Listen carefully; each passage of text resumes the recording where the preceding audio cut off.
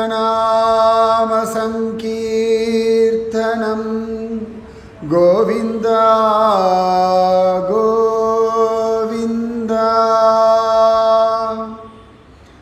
जय जानकीकान्तस्मरणं जय जय राम राम गोपिका जीवनस्मरणं गोविन्द गोविन्द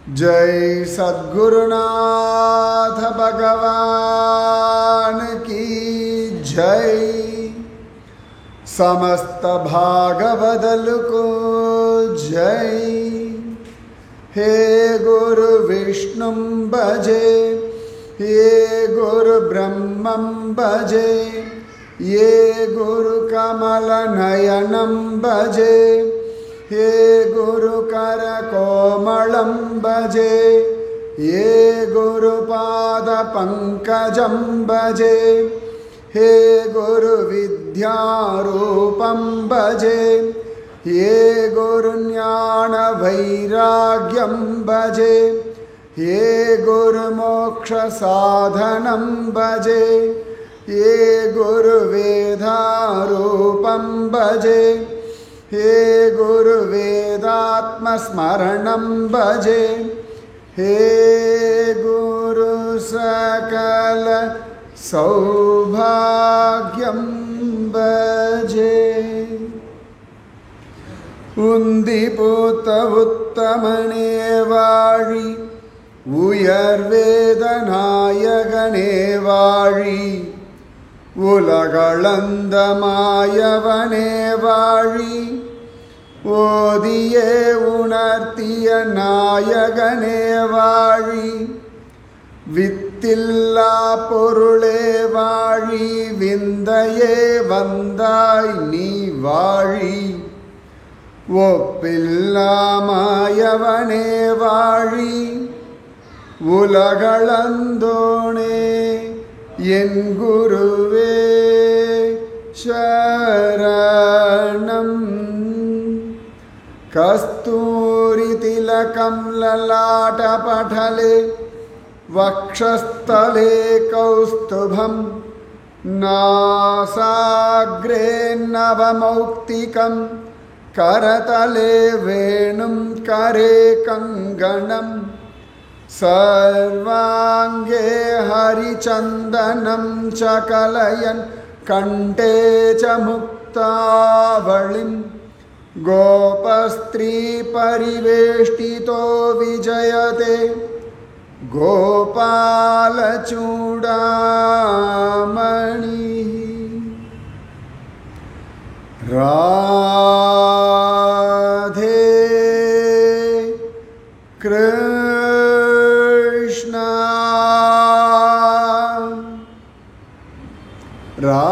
राधे कृष्णा राधे कृष्णा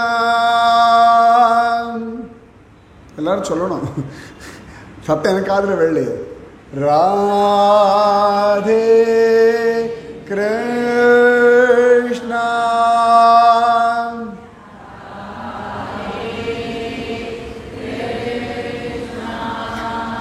ராதே கிருஷ்ணா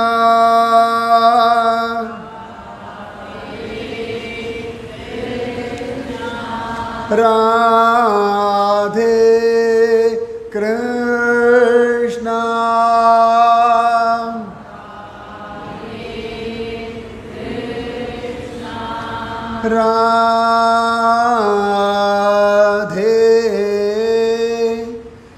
கிருஷ்ணா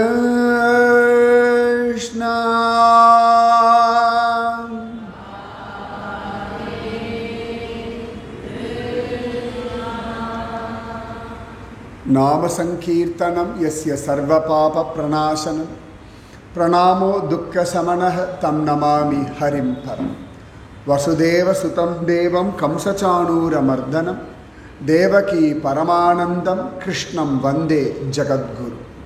கிருஷ்ணாய வாசுதேவாய தேவகி நந்தனாய ச நந்தகோபகுமாராய கோவிந்தாய நமோ நமः. ఎంతరో మహానుభావులు అంతరికి వందనములు. పరిత్రాణాయ సాధూనాం వినాశాయ చ దుష్కృతాం ధర్మ సంస్థాపనార్థాయ சம்பவாமி யுகே யுகே.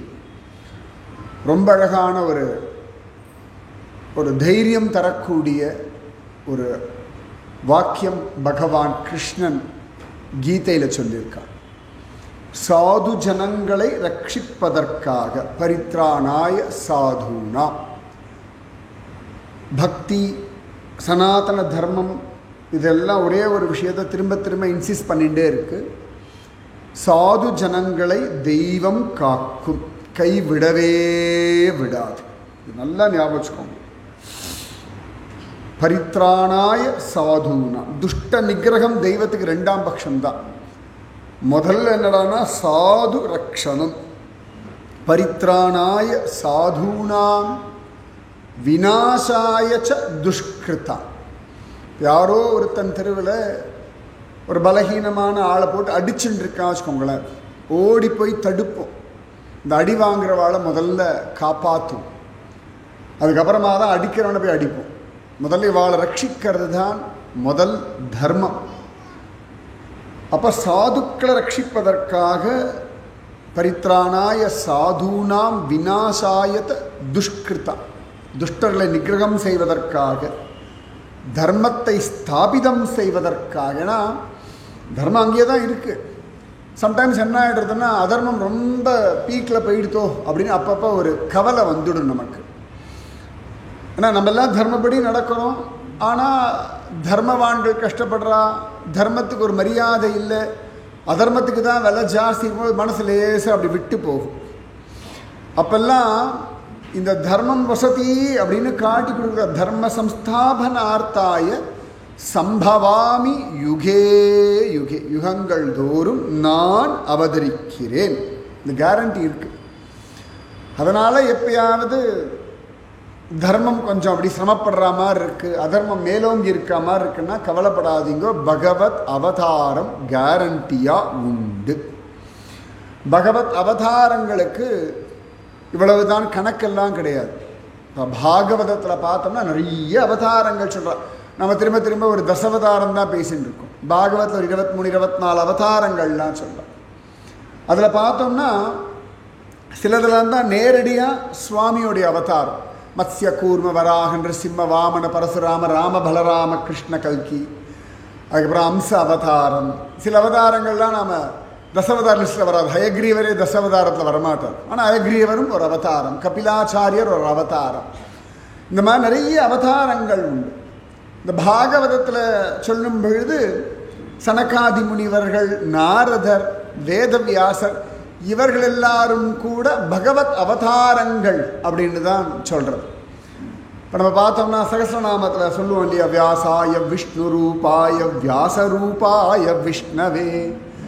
ஆனால் வியாசரை சொல்லும்பொழுது வியாசம் வசிஷ்ட நப்தாரம் சக்தே பௌத்திரம் அகல்மஷம் பராசராத்மஜம் வந்தே சுகதாதம் தபோநிதிம். வசிஷ்டருடைய கொள்ளு பேரன், சக்தின்ற ரிஷியினுடைய பேரன், பராசரருடைய பிள்ளை, சுகபிரம்மத்தினுடைய அப்பா வேதவியாசர். இப்படி எல்லாம் அவருக்கு அடையாளம் இருந்தாலும் வியாசாய விஷ்ணு ரூபாய வியாச ரூபாய விஷ்ணவே. அவர் ஸ்வயம் விஷ்ணு ஸ்வரூபம். அதனால தான் வேதத்தை நானாக பிரிக்கிறார். வேத ரகசியமாக மகாபாரதத்தை சொல்கிறார். மகாபாரதத்தினுடைய சாரமாக ஸ்ரீமத் பாகவதத்தை கொடுக்கிறார். அதனால தானே சகஸ்ரநாம மகிமை பகவத்கீதையெல்லாம் அவரால் சொல்ல முடியாது. அப்போ மகாத்மாக்கள், ஆச்சாரிய புருஷர்கள் எல்லாரும் கூட தெய்வ பிறவிகள் தான். அதெல்லாம் தெய்வம் மனுஷ ரூபேன, கும்பிட போன தெய்வம் குறுக்கில் வந்தா போலே அப்படின்னு சொல்கிறோம் இல்லையா. தெய்வம் மனிதனாக அழகாக பலவிதமாக ஆவிர்பவிக்கிறது. அதுலேயும் கலியுகத்தில் கவனித்து பார்த்தோம்னா, இப்போ ராமனோ கிருஷ்ணனோ பிரத்யக்ஷத்தில் யாரோ சில பேருக்கு தான் புரியறது தெரியறது. நம்ம எல்லாருமே சுவாமியை பிரத்யக்ஷத்தில் பார்த்துருக்கோம், ஏதோ ஒரு ரூபத்தில் ஏதோ ஒரு சந்தர்ப்பத்தில். ஆனால் ஸ்டில் அது சுவாமி தானா இல்லையா அப்படின்னு ஒரு சந்தேகம் இருந்துகிட்டே இருக்கு. ஆனால் இப்போ காஞ்சி பரமாச்சாரியாவை பார்க்குறோம், ஸ்ருங்கேரி ஆச்சாரியாவை பார்க்குறோம், அஹோபிலம் ஆச்சாரியனை பார்க்குறோம், பவுண்டரிகபுரம் ஆச்சாரியனை பார்க்குறோம், ஸ்ரீமத் ஆண்டவனை பார்க்குறோம். ஸ்ரீமத் பழைய ஆண்டவன்லாம் இருந்தார்ல, ஸ்ரீமுஷ்ணம் ஆண்டவன்லாம் அப்போ தெரிஞ்சதோ இல்லையோ இப்போ தெரியறது தெய்வ பிறவின்னு. அப்போ இருந்தால் சில பேருக்கு புரிஞ்சுது. அந்த அக்ஷதை எடுத்து அப்படி போடுறது தெய்வத்தை தவிர வேற யாரும் இவ்வளோ அக்ஷதை எடுத்து அப்படி ஆசீர்வாதம் பண்ண முடியும்? நமக்கெல்லாம் மனசு வருமா சொல்லுங்க? கல்யாணத்துக்கு எத்தனை கல்யாணத்துக்கு போயிருப்பேன், எத்தனையோ ஆசீர்வாதங்கள் பண்ணியிருப்பேன். இவ்வளோ அள்ளி அப்படி எங்கேயாவது அக்ஷதை போட்டிருக்கேன் யாராவது சொல்லுங்க? கொடுக்குறவாளும் கம்மியாக தான் கொடுப்பா. ஒருவேளை அவள் கொண்டு நீட்டினாலும் யாரும் இப்படி அள்ள மாட்டோம். இப்படி கொஞ்சம் எடுத்துப்போம், உள்ளங்கை அளவுக்குள்ளே ஒரு 10-15 அக்ஷதம் இருக்கும், அதை எடுத்து தான் பண்ணும்.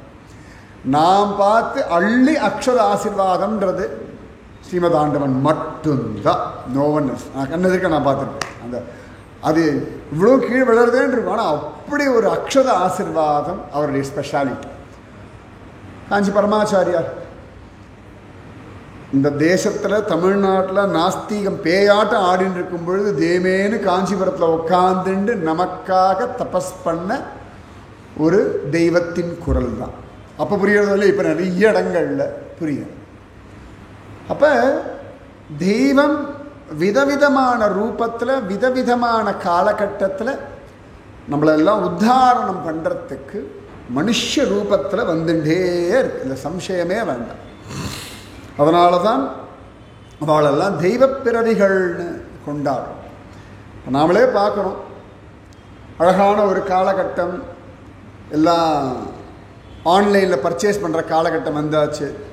குழந்தைகள் விளையாடுறதுக்கு கழுத்தை பிடிச்சி வெளில தள்ளணும். நாங்கள்லாம் சின்ன வயசில் கழுத்தை பிடிச்சி இழுத்துட்டு வருவோம், காதை பிடிச்சி திருக்கி வா வீட்டுக்குள்ளே அப்படின்னு தலை மேலே ஒரு கொட்டு கொட்டி இழுத்துட்டு வருவா வீட்டுக்குள்ளே.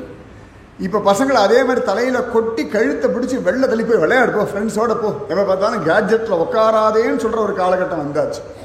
எல்லாம் ஜென்சி அப்படின்னு சொல்கிற காலகட்டம் வந்தாச்சு பசங்கள்லாம்.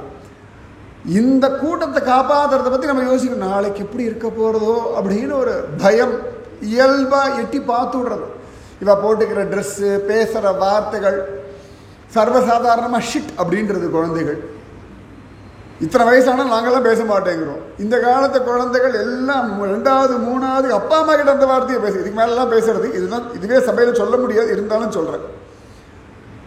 இப்படிலாம் ஒரு கவலை வருது, என்ன ஆக போகிறது அப்படின்னு. நம்ம அடுத்த காலகட்டம் எப்படி இருக்கும், நம்ம கவலை ஒரு பக்கம் கவலைப்பட்டு புலம்பின்னு இருந்தா, இன்னொரு பக்கம் ஆச்சாரிய புருஷர்கள் அடுத்த ஆச்சாரியர்களை நியமனம் பண்ணி கவலைப்படாதே, உங்களுடைய அடுத்த தலைமுறைக்கான ஆச்சாரியனை நான் உட்கார வச்சுட்டேன்னு அழகாக அக்ஷய திருத்தியை கொண்டு வந்து உட்கார வச்சுட்டார் இல்லையா. ஜம்முன்னு ஒரு கணேச சர்மா டிராவிட், திராவிடர்களுக்கு ஏற்ற மாதிரி ஒரு திராவிடன் தான் வந்து உட்காந்துட்டு இருக்கான். எல்லாரும் திராவிடன் திராவிடன் பேசுவா இல்லை நினச்சிடா ஜோர். நமக்கு தெரிஞ்சதெல்லாம் ராகுல் டிராவிட் தான் தெரியும். ஒரு கணேஷ் சர்மா டிராவிட் வராருன்னா அந்த பட்டத்தில் வந்து உட்காரணும்னா தேமேன்னு நம்ம எல்லாம் ஓடின்னு இருக்கோம். குழந்தைகள் ஃபாரின் போகிறா, எஜுகேஷன் மாறியாச்சு, சிஸ்டம் மாறியாச்சு, என்ன ஆக போகிறதோன்னு பேசிகிட்டு இருந்தா, ஏதோ ஒரு மூலையில் ஒரு பையன் தேமேன்னு உட்காந்துட்டு வேதம் எல்லாம் படிச்சுட்டு இருக்கான், ரிக்வேதியாக இருக்கான்.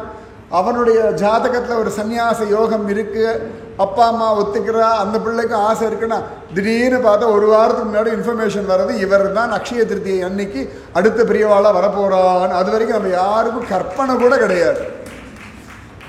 அப்போ ஆச்சாரிய புருஷர்கள் நமக்கு முன்னாடி யோசிச்சுட்டு இருக்கா. இப்போ சிங்கேரி இளைய சன்னிதானம் அப்படி ஜம்முன்னு அடுத்த ஜென்ரேஷன் வழிய புது ரத்தம் பாய்ச்சறதுன்னு வா இல்லையா. இப்போ சாதாரணமாக நாமெல்லாம் சொல்லுவோம், பெரிய பெரிய மேனேஜிங் இதெல்லாம் இருக்கா, பெரிய பெரிய பிஸ்னஸ் மேக்னெட்ஸ்லாம் இருக்கான்னா அவளுக்கு அப்புறம் அவள் பசங்க வருவா அப்படின்னு. இங்கெல்லாம் யார் வரப்போகிறா, எந்த குடும்பத்துலேருந்து வரப்போகிறா, எந்த இடத்துலேருந்து வரப்போகிறான்னு தெரியாது. ஆனால் யாரோ ஒருத்தர் ஒரு பக்கம் தயாராகின்னு இருக்கா, நம்முடைய அடுத்த தலைமுறையை வழி நடத்துறதுக்கு ஒரு ஆச்சாரியன்.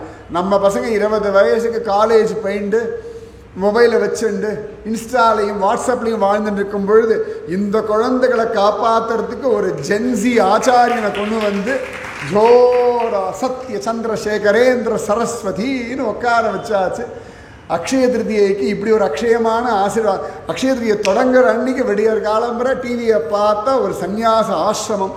எல்லாரும் உலகத்தில் எல்லாம் கிழிச்சுட்டு அலையிற சமயத்தில் எல்லாத்தையும் திறந்துட்டு அப்பா அம்மாவை பார்த்து கவலைப்படாமல் தெய்வமே கதின்னு எல்லாரும் சாலக்கிராம பூஜை பண்ணால் சாலக்கிராமத்தை தலையில் வச்சுன்னு ஒரு சந்நியாச ஆசனம்னா நம்மெல்லாம் தொடர்றதுக்கே யோசிப்போம். குளிச்சுட்டு மடியாக போய் தொடர சாலக்கிராமத்தை கொண்டு தலையில் வச்சு ஒரு அபிஷேகம் பண்ணணும்னா சாலக்கிராமத்தில் தலையில் வச்சுக்கணும்னா என்ன ஒரு வைராக்கியம் இருக்கணும். சரணாகதியுடைய ரகசியத்தை இவ்வளவு அழகாக நம்ம காலத்தில் நம்ம கண் கொண்டு பார்த்துட்டோமா இல்லையா? அவ்வளோ பெரிய பாக்கியம். சிங்கேரி மகா சன்னிதானம் இளைய சன்னிதானம் பார்க்குற பாக்கியம். எத்தனையோ வயசானவா இருப்பேன். நீங்கள்லாம் தைரியமாக சொல்லலாம், நாங்கள்லாம் காஞ்சி மடத்தினுடைய 4 பீடாதிபதிகளை பார்த்துருக்கோன்னு சொல்கிற ஒரு பெரிய பாக்கியம் இருக்கு இல்லையா? பரமாச்சாரியாவிலிருந்து இளைய பிரிவா வரைக்கும் இவ்வளவு பேரையும் பார்க்கறதுக்கான ஒரு பாக்கியம்னா இது போதுமே. நம்ம தேசம் நன்னாத்தான் இருக்குது, தர்மம் நன்னாத்தான் இருக்குது. தெய்வம் மனுஷ ரூபேன. நிஜமாவே இத்தினோண்டு ஒரு குழந்தை 20 வயசு பையன் 20-25 வயசு பையன் ஜம்முன்னு முகத்தில் ஒரு வாட்டம் இல்லை. அப்பா அம்மாவுக்கு என்னடாது குழந்தைய சன்னியாசத்துக்கு கொடுக்குறோமேன்னு ஒரு துக்கம் நெஞ்சு அடைக்கலை. குடும்பமே வந்து பிரசன்னமாக இருக்குது. பிரசன்னமாக அது எப்படி இருக்க முடியும்? இப்போ நம்மாவது குழந்தை படிக்கிறதுக்கு ஹாஸ்டல் போகிறோம்னா மனசெல்லாம் துக்கமாக இருக்குது. என்னாச்சு, 2 நாளில் பையன் ஊருக்கு கிளம்புறான். ஏற்கனவே பையன் ஃபாரினில் தான் இருப்பான். வந்துட்டு ஒரு 2 வாரம் கழிச்சு ஊருக்கு கிளம்பும்போது 2 வாரம் நன்னா இருந்தது, பேரன் பேத்தியோடு நன்னா இருந்தவா கிளம்புறான்னு ஒரு ஏக்கம் வரும். 25 வருஷம் கூட இருந்து வளர்த்துட்டு சமத்து பிள்ளை வேற. சமத்தா ஒரு பிள்ளை அப்படியே கொண்டு இந்தாங்கோன்னு ஒரு மட்டத்துக்கு கொடுத்து எதிர்கால சந்ததிக்காக தன் பிள்ளையை கொடுக்கக்கூடிய ஆரியாம்பாளும் சிவகுருவும் இன்னிக்கும் இந்த தேசத்தில் வாழ்ந்து கொண்டு தான் இருக்காரு. அவர்கள் தான் நம்மளை காப்பாத்தின்னு இருக்கா. அதனால் ஒரு கவலையுமே வேண்டாம். இந்த தேசம் தெய்வங்களின் தேசம், தெய்வ பிறவிகளின் தேசம். அதுவும் ரொம்ப விசேஷம். கலியுகம் ரொம்ப விசேஷம். ஏன்னு கேட்டால் கலியுகத்தில் தான் நிறைய மகாத்மாக்களுடைய அவதாரம். இப்போ கிருத்தயுகம், திரேதாயுகம், துவாபர யுகத்தில் நம்ம வாசிக்கிறோம். நம்ம கண்ணெதிர்க்க பார்க்க முடியறதில்லை. ஒருவேளை நம்ம துவாபர யுகத்தில் வந்துருந்தோம் வச்சுக்கோங்களேன், யசோதையோடு இருந்திருப்போம், தேவக்கியோடு இருந்திருப்போம். சொல்ல முடியாது, நம்ம ரேஞ்சுக்கு கம்சனோடு இருந்திருப்போம். வேணா இப்போ சொல்லிக்கலாம், என்ன தவம் செய்தனை யசோதான்னு சொல்லலாம். நமக்கு இருக்கிற குணங்கள், பொறாமை, வெறுப்பு, இதுக்கெல்லாம் பார்த்தா ஒரு அகாசுரன், ஒரு பகாசுரன் இந்த ரேஞ்சில் தான் இருந்திருக்கும். அட்லீஸ்ட் அப்படி இருந்தாலும் பரவாயில்ல, பகவத் அனுகிரகம் கிடச்சிடும். ராவணனோட காலத்தில் இருந்தால் நிச்சயமாக ராவணனுடைய கோஷ்டியில் தான் இருப்போம். வானர கோஷ்டியில் இருக்கிறதுக்கான சான்சஸ் வெரி லெஸ். அப்படி இருந்தாலும் பரவாயில்ல. ஆனால் அப்படிலாம் இருந்தோம்னா வச்சுக்கோங்களேன், ஒரு வேளை கிருத்தயுகத்தில் இருந்தோம், துவாபர யுகத்தில் இருந்தோம், திரேதாயுகத்தில் இருந்தோம், ராமானுஜர் தெரிஞ்சிருக்காது, சங்கரர் தெரிஞ்சிருக்காது, ஆழ்வார்கள் தெரிஞ்சிருக்காது, நாயன்மார்கள் தெரிஞ்சிருக்காது, திவ்ய பிரபந்தங்கள் தெரிஞ்சிருக்காது. ஒருவேளை ராமவதாரத்தில் பிறந்திருந்தோம்னா கிருஷ்ணனே தெரிஞ்சிருக்காது. திரேதாயுகத்தில் வந்திருந்தோம்னா ஹூ இஸ் கிருஷ்ணா, நெக்ஸ்ட் அவதாரம். ஓகே, இப்போ நம்ம கல்கி அவதாரத்தை ஒன்றும் பெரிய பிடிப்பு இல்லைல்ல, ஏன்னா வரப்போகிற அவதாரம் அவ்வளோதானே. அப்போ ராமாவதாரத்தில் வந்திருந்தோம்னா கிருஷ்ணனே ஹூ இஸ்ன்னு கேட்டிருப்போம். ஒருவேளை கிருத்தயுகத்தில் வந்திருந்தோம் வச்சுக்கோங்களேன், நிருசிம்மன், வாமனன் அந்த ரேஞ்சில் போயிருக்கோம். ராமா ஹூ இஸ் ராமா, என்ன பண்ண போகிறான் அவன் வந்து, எல்லாம் அடுத்த யுகம்லாம் ஒன்றும் சரியா இருக்காதுன்னு கிருத்தயுகத்துக்காரா சொல்லுவா. திரேதாயுகம்லாம் எவ்வளோ பாடு தெரியுமா அப்படின்னு சொல்லியிருப்பான். அதில் ஒரு ராமாவதாரம்னா ஒரு பெரிய வளர் இருக்காது. ஸோ கிருத்தயுகத்தில் இருந்தாலோ திரேதாயுகத்தில் இருந்தாலோ துவாபரயுகத்தில் இருந்தால் எல்லாத்தையும் மிஸ் பண்ணியிருப்போம். கலியுகத்தில் வந்ததுனால வராகவதாரத்திலிருந்து கிருஷ்ணவதாரம் வரைக்கும் ரைட் ராயலாக அனுபவிச்சுண்டு இருக்கும். அவ்வளோ பெரிய பாக்கியம் நிஜமாவே. ஒருவேளை ராமவதாரத்துக்கு முன்னாடி இருந்திருந்தோம் வச்சுக்கோங்களேன், ஸ்ரீரங்கம் திவ்ய தேசமே இல்லை. ராமவதாரத்தில் தான் ஸ்ரீரங்கம் திவ்ய தேசம் ஆகிறது. அதுக்கு முன்னாடி அது வெறுமை வண்டின முரளும் சோலை, மயிலினம் ஆளும் சோலை, கொண்டல் மீதனவும் சோலை, குயிலினம் கூவும் சோலை, அவ்வளோதான்.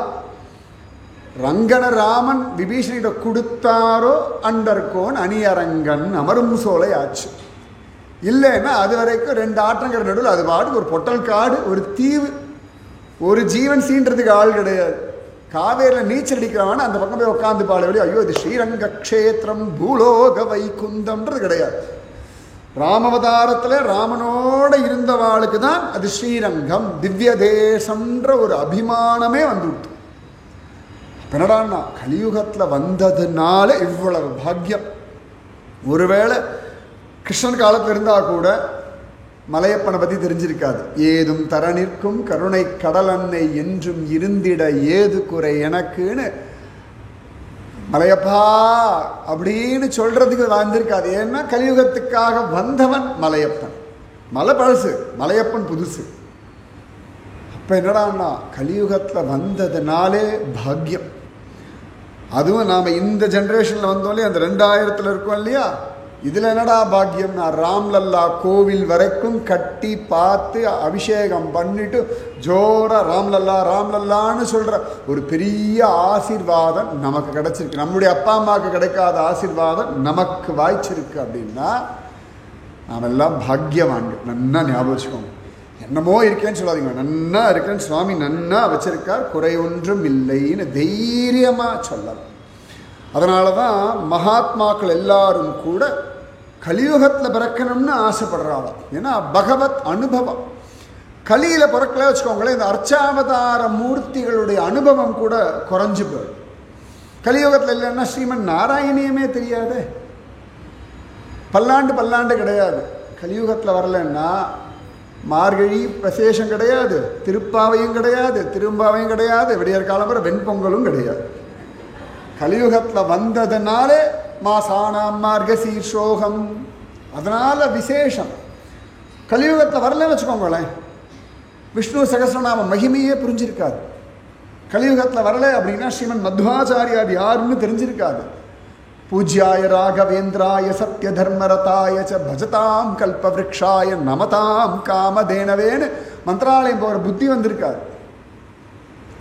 கலியுகத்தில் வரலன்னா விட்டல விட்டல விட்டல விட்டல விட்டல விட்டல நாமதேவர் மிஸ் பண்ணியிருப்போம், துக்காராம் மகாராஜ் மிஸ் பண்ணியிருப்போம், ஜனாபாய், முக்தாபாய், ஞானேஸ்வர், மாவுலி, இவ்வளவு பேரையும் மிஸ் பண்ணியிருப்போம். கலியில் வந்தோமோ அபாரான ரக்ஷப்பட்டோம்.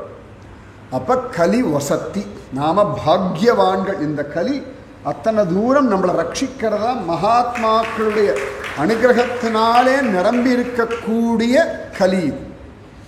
அதனாலே தான் கலி விசேஷம். கலியும் கெடும் கண்டு கொன்மின் அப்படின்றார். அதில் நமக்கு பாக்கியம். நிறைய சம்பிரதாயங்கள் நம்ம பார்க்கணும், நமக்கு புரியறதோ இல்லையோ, ஆனால் நிறைய சம்பிரதாயங்கள் எல்லாம் வந்தாச்சு. அத்வைத்தம், விசிஷ்டாத்வைத்தம், துவைத்தம், வார்க்கரி சம்பிரதாயம், சுத்தாத்வைத்தம், எல்லாம் இவ்வளோ. இன்னும் நிறைய சம்பிரதாயங்கள் பேர் கூட நமக்கு தெரியாது. பல சம்பிரதாயங்களுடைய விஷயங்கள் கூட நமக்கு இன்னி வரைக்கும் பேர் கூட தெரியாது. ஆனால் அவ்வளவு சம்பிரதாயங்கள் இந்த தேசத்தை வழி நடத்தின்னு இருக்கு. இப்போ காஞ்சி மடம் ஒரு பீடாதிபதி வரார் அப்படின்னு ஒன்று தான் எப்படி செலக்ட் பண்ணுறா, ஏன் செலக்ட் பண்ணுறா, ரிக்வேதியா என்ன, யாரெல்லாம் ரிக்வேதியோ சந்தோஷப்பட்டுக்கோங்கோ. காஞ்சி மடத்தில் பீடாதிபதியாக வர்றவாளுக்கு முதல் அதிகாரம் ரிக்வேதியா இருக்கிறவாளுக்குத்தான், அவளுக்கு தான் அந்த பிராதானியம் கொடுக்கப்படும். ஒவ்வொரு மடத்துக்கும் இந்தந்த வேதம் பிராதானியம்னு ஒன்று உண்டு. காஞ்சி மடத்துக்கு ரிக்வேதியில் வந்தவாளுக்கு மட்டும்தான் பீடாதிபதியாக அலங்கரிக்கக்கூடிய தகுதி உண்டு. காஞ்சி மடத்துக்கிட்ட நிறைய பேர் சன்னியாசம் வாங்கிக்கலாம், ஸ்ருங்கேரி ஆச்சாரியாக்கிட்ட நிறைய பேர் சன்னியாசம் வாங்கிக்கலாம். அந்த பீடத்துக்கான அதிபதின்னு வரும்பொழுது இன்னென்ன க்ரைட்டீரியாலாம் உண்டுன்னு விசேஷமாக சொல்லப்பட்டிருக்கு. அப்போ பெரிய பாக்கியம் நமக்கு. அதுவும் இன்னைக்கு ரொம்ப ஜோர் நமக்கு இந்த அக்ஷய திருத்தியை அது முடிச்சு வரதுக்குள்ள சங்கர ஜெயந்தி, கூடவே ராமானுஜ ஜெயந்தி. இந்த அத்வைத்தம் விசிஷ்டாத்வைதிகள் சண்டை போன்றிருக்காளே ஒழிய சுவாமி பிளான் பண்ணி 2 பேருக்கும் ஒரே நாள்லேயே ஜெயந்தி வரா மாதிரி பண்ணி வச்சுருக்கோம். சங்கரருக்கு பஞ்சமி திதி, சுவாமி ராமானுஜருக்கு ஆருத்ரா திருவாதிரை. இதில் ஆருத்ரா சிவபெருமானுக்கு வந்தது, அதுதான் அழகு. ஆனால் அதில் அவதாரம் பண்ணவர் சுவாமி ராமானுஜர். இதில் 2 பேரை பற்றியும் பேசணும். இன்னைக்கு யாரை முதல்ல பேசுறது, சங்கரரா ராமானுஜரா? இப்படி கேள்வி கேட்டோம் வச்சுக்கோங்களேன், இதுக்கு ஒரு பதில், இதுக்கு மத்வ சம்பிரதாயத்துலேருந்து ஒரு பதில் சொல்கிறேன். ஏன்னா ஒவ்வொரு சம்பிரதாயத்துலேயும் ஒரு அழகு உண்டு, ஒவ்வொன்றும் விசேஷம். அந்த ஒவ்வொரு சம்பிரதாயத்திலையும் மகாத்மாக்கள் ஒரு விஷயத்தை எடுத்துக்கிற விதம் இன்னும் அழகு. சுவாமி ராகவேந்திரருடைய காலம் நம்ம மத்வ சம்பிரதாயத்திலேருந்து உள்ளே போகும். ஏன்னா நிகமாந்த மகாதேசிகர், வித்யாரண்யர் 2 பேர் சமகாலத்தவர். அப்புறமா அக்ஷோபிய தீட்சிதர், அப்பய தீட்சிதர் வேறு, அக்ஷோபிய தீட்சிதர் வேறு. இவா 3 பேர் சமகாலத்தவர். இதில் பரம விசிஷ்டாத்வைதி நம்ம நிகமாந்த மகாதேசிகர், பரம அத்வைதி வித்யாரண்யர். பெஸ்ட் ஃப்ரெண்ட்ஸு, த எவர் பெஸ்ட் ஃப்ரெண்ட்ஸ்னு அவள் தான். சம்பிரதாயம் தத்துவம்னு வந்தால் 2 மதம் பிடிச்ச யானை மாதிரி சண்டை போடுவாங்க. ஆனால் தேசிகர் கஷ்டத்தில் இருக்கார் அப்படின்னா வித்யாரண்யர் சொல்ல, நீ வாயா, உன்னுடைய நாலேஜுக்கு இங்கே கனகாபிஷேகமே பண்ணுவா, நீ முதல்ல கிளம்பி வா, காஞ்சிபுரத்தை விட்டுன்னு கூப்பிடுவாராம். அவ்வளோ வசதி. அப்போ தான் தேசிகர் வைராக்கிய பஞ்சகம் எழுதுற, க்ஷோணி கோண சதாம்புஜ கர்வார துர்வானலகன்னு எழுதுற. ஹஸ்திமே ஹஸ்தி சைலாகிரே வஸ்து பைதாமகம் தனம்ன்ற. நான் சம்பாதிக்கல, எங்கள் அப்பா சம்பாதிக்கல, ஆனால் என்னுடைய முப்பாட்டு நான் சம்பாதிச்சு வச்சிருக்கார். யாரா அப்படின்னா பிரம்மதேவன். எங்கடான்னா ஹஸ்திகிரி மேலே இருக்கக்கூடிய அத்திகிரி அருளாள பெருமாள் இருக்கா. அந்த தனம் இருக்கும்போது போய் ஒரு அல்ப ராஜா கிட்ட வந்து கையேந்து வேணும்னு வைராக்கிய பஞ்சம். உடனே அதை படிச்சுட்டு வித்யாரண்யர் கண்கள்லாம் கண்ணீரா. சே, என்ன இருந்தாலும் நம்ம தேசிகன் தான். இன்னைக்கு நமக்கு அது புரிய மாட்டேங்கிறது. சம்பிரதாய பேதங்கள் இருக்கணும். இந்து தர்மம் ஏன் தெரியுமா இன்னி வரைக்கும் நன்னா இருக்குது, என்ன பண்ணாலும் ஏன் தெரியுமா அழிக்க முடியல, அவ்வளோ டிஃப்ரென்ஸ் ஆஃப் ஒப்பீனியன்ஸ் உண்டு, அவ்வளவு டிஃப்ரென்சஸ் உண்டு. நீ ஆனானா உண்டு. எத்தனைக்கு எத்தனை நிறைய டிஃப்ரென்ஸ் இருக்கோ அத்தனைக்கு எத்தனை ஒருத்தர் பிடிச்சி காப்பாற்றிட்டு போயிடுவோம். ஒரே மோனோபலியாக இருந்தால் கெடுப்பாரிலானும் கெடும், எடுப்பாரிலா ஏமரா மன்னன் கெடுப்பாரிலானும் கெடும். தசரத சக்கரவர்த்தி ஏண்டா வீணா போனான்னு கேட்டால் பெரியவா சொல்லுவா, அயோத்தியாவில் தசரதனை எதிர்த்து கேள்வி கேட்க ஒரு பயம் இல்லை. அதனால் அவன் ராமன் காட்டுக்கு போனோன்னு சொன்ன உடனே யாரும் போய் தசரதா கிழவா இப்படி பண்ணிட்டியாடான்னு கேட்க முடியலையா. கேட்டிருந்தானா ராமன் காட்டுக்கு போயிருக்க மாட்டான். கேட்கறதுக்கு ஆள் இல்லை, அதனாலே தசரதன் வீணா போனான். சனாதன தர்மத்தில் நிறைய சம்பிரதாயங்கள் உண்டு, நிறைய டிஃப்ரென்ஸ் ஆஃப் ஒப்பீனியன் என்றைக்குமே இருந்துட்டு தான் இருக்கும். இதுதான் நம்ம சனாதன தர்மத்தினுடைய பெரிய பலம். இப்போ ஒருத்தர் கவனிச்சுட்டே இருக்கும், இவா என்ன தப்பு பண்ணுறா, அவா என்ன சரி பண்ணுறா. இந்த கூட்டு குடும்பத்தில் இருக்கும்போது மாற்றி கவனிச்சுட்டே இருப்போம். அதனால தான் நாமெல்லாம் ஒழுங்காக வளர்ந்தோம்.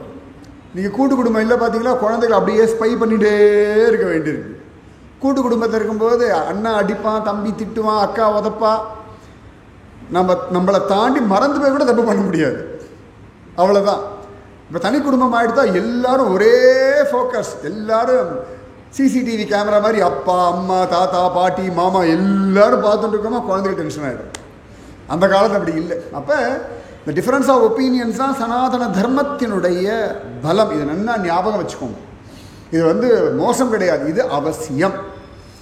எந்தெந்த காலகட்டத்தில் எந்தெந்த சித்தாந்தத்தை லோகத்தில் பிரகடனம் பண்ணமோ பகவான் அதற்கு தகுந்தா போல மகாத்மாக்களை பூமியில் அவதாரம் பண்ண வைக்கிறார்.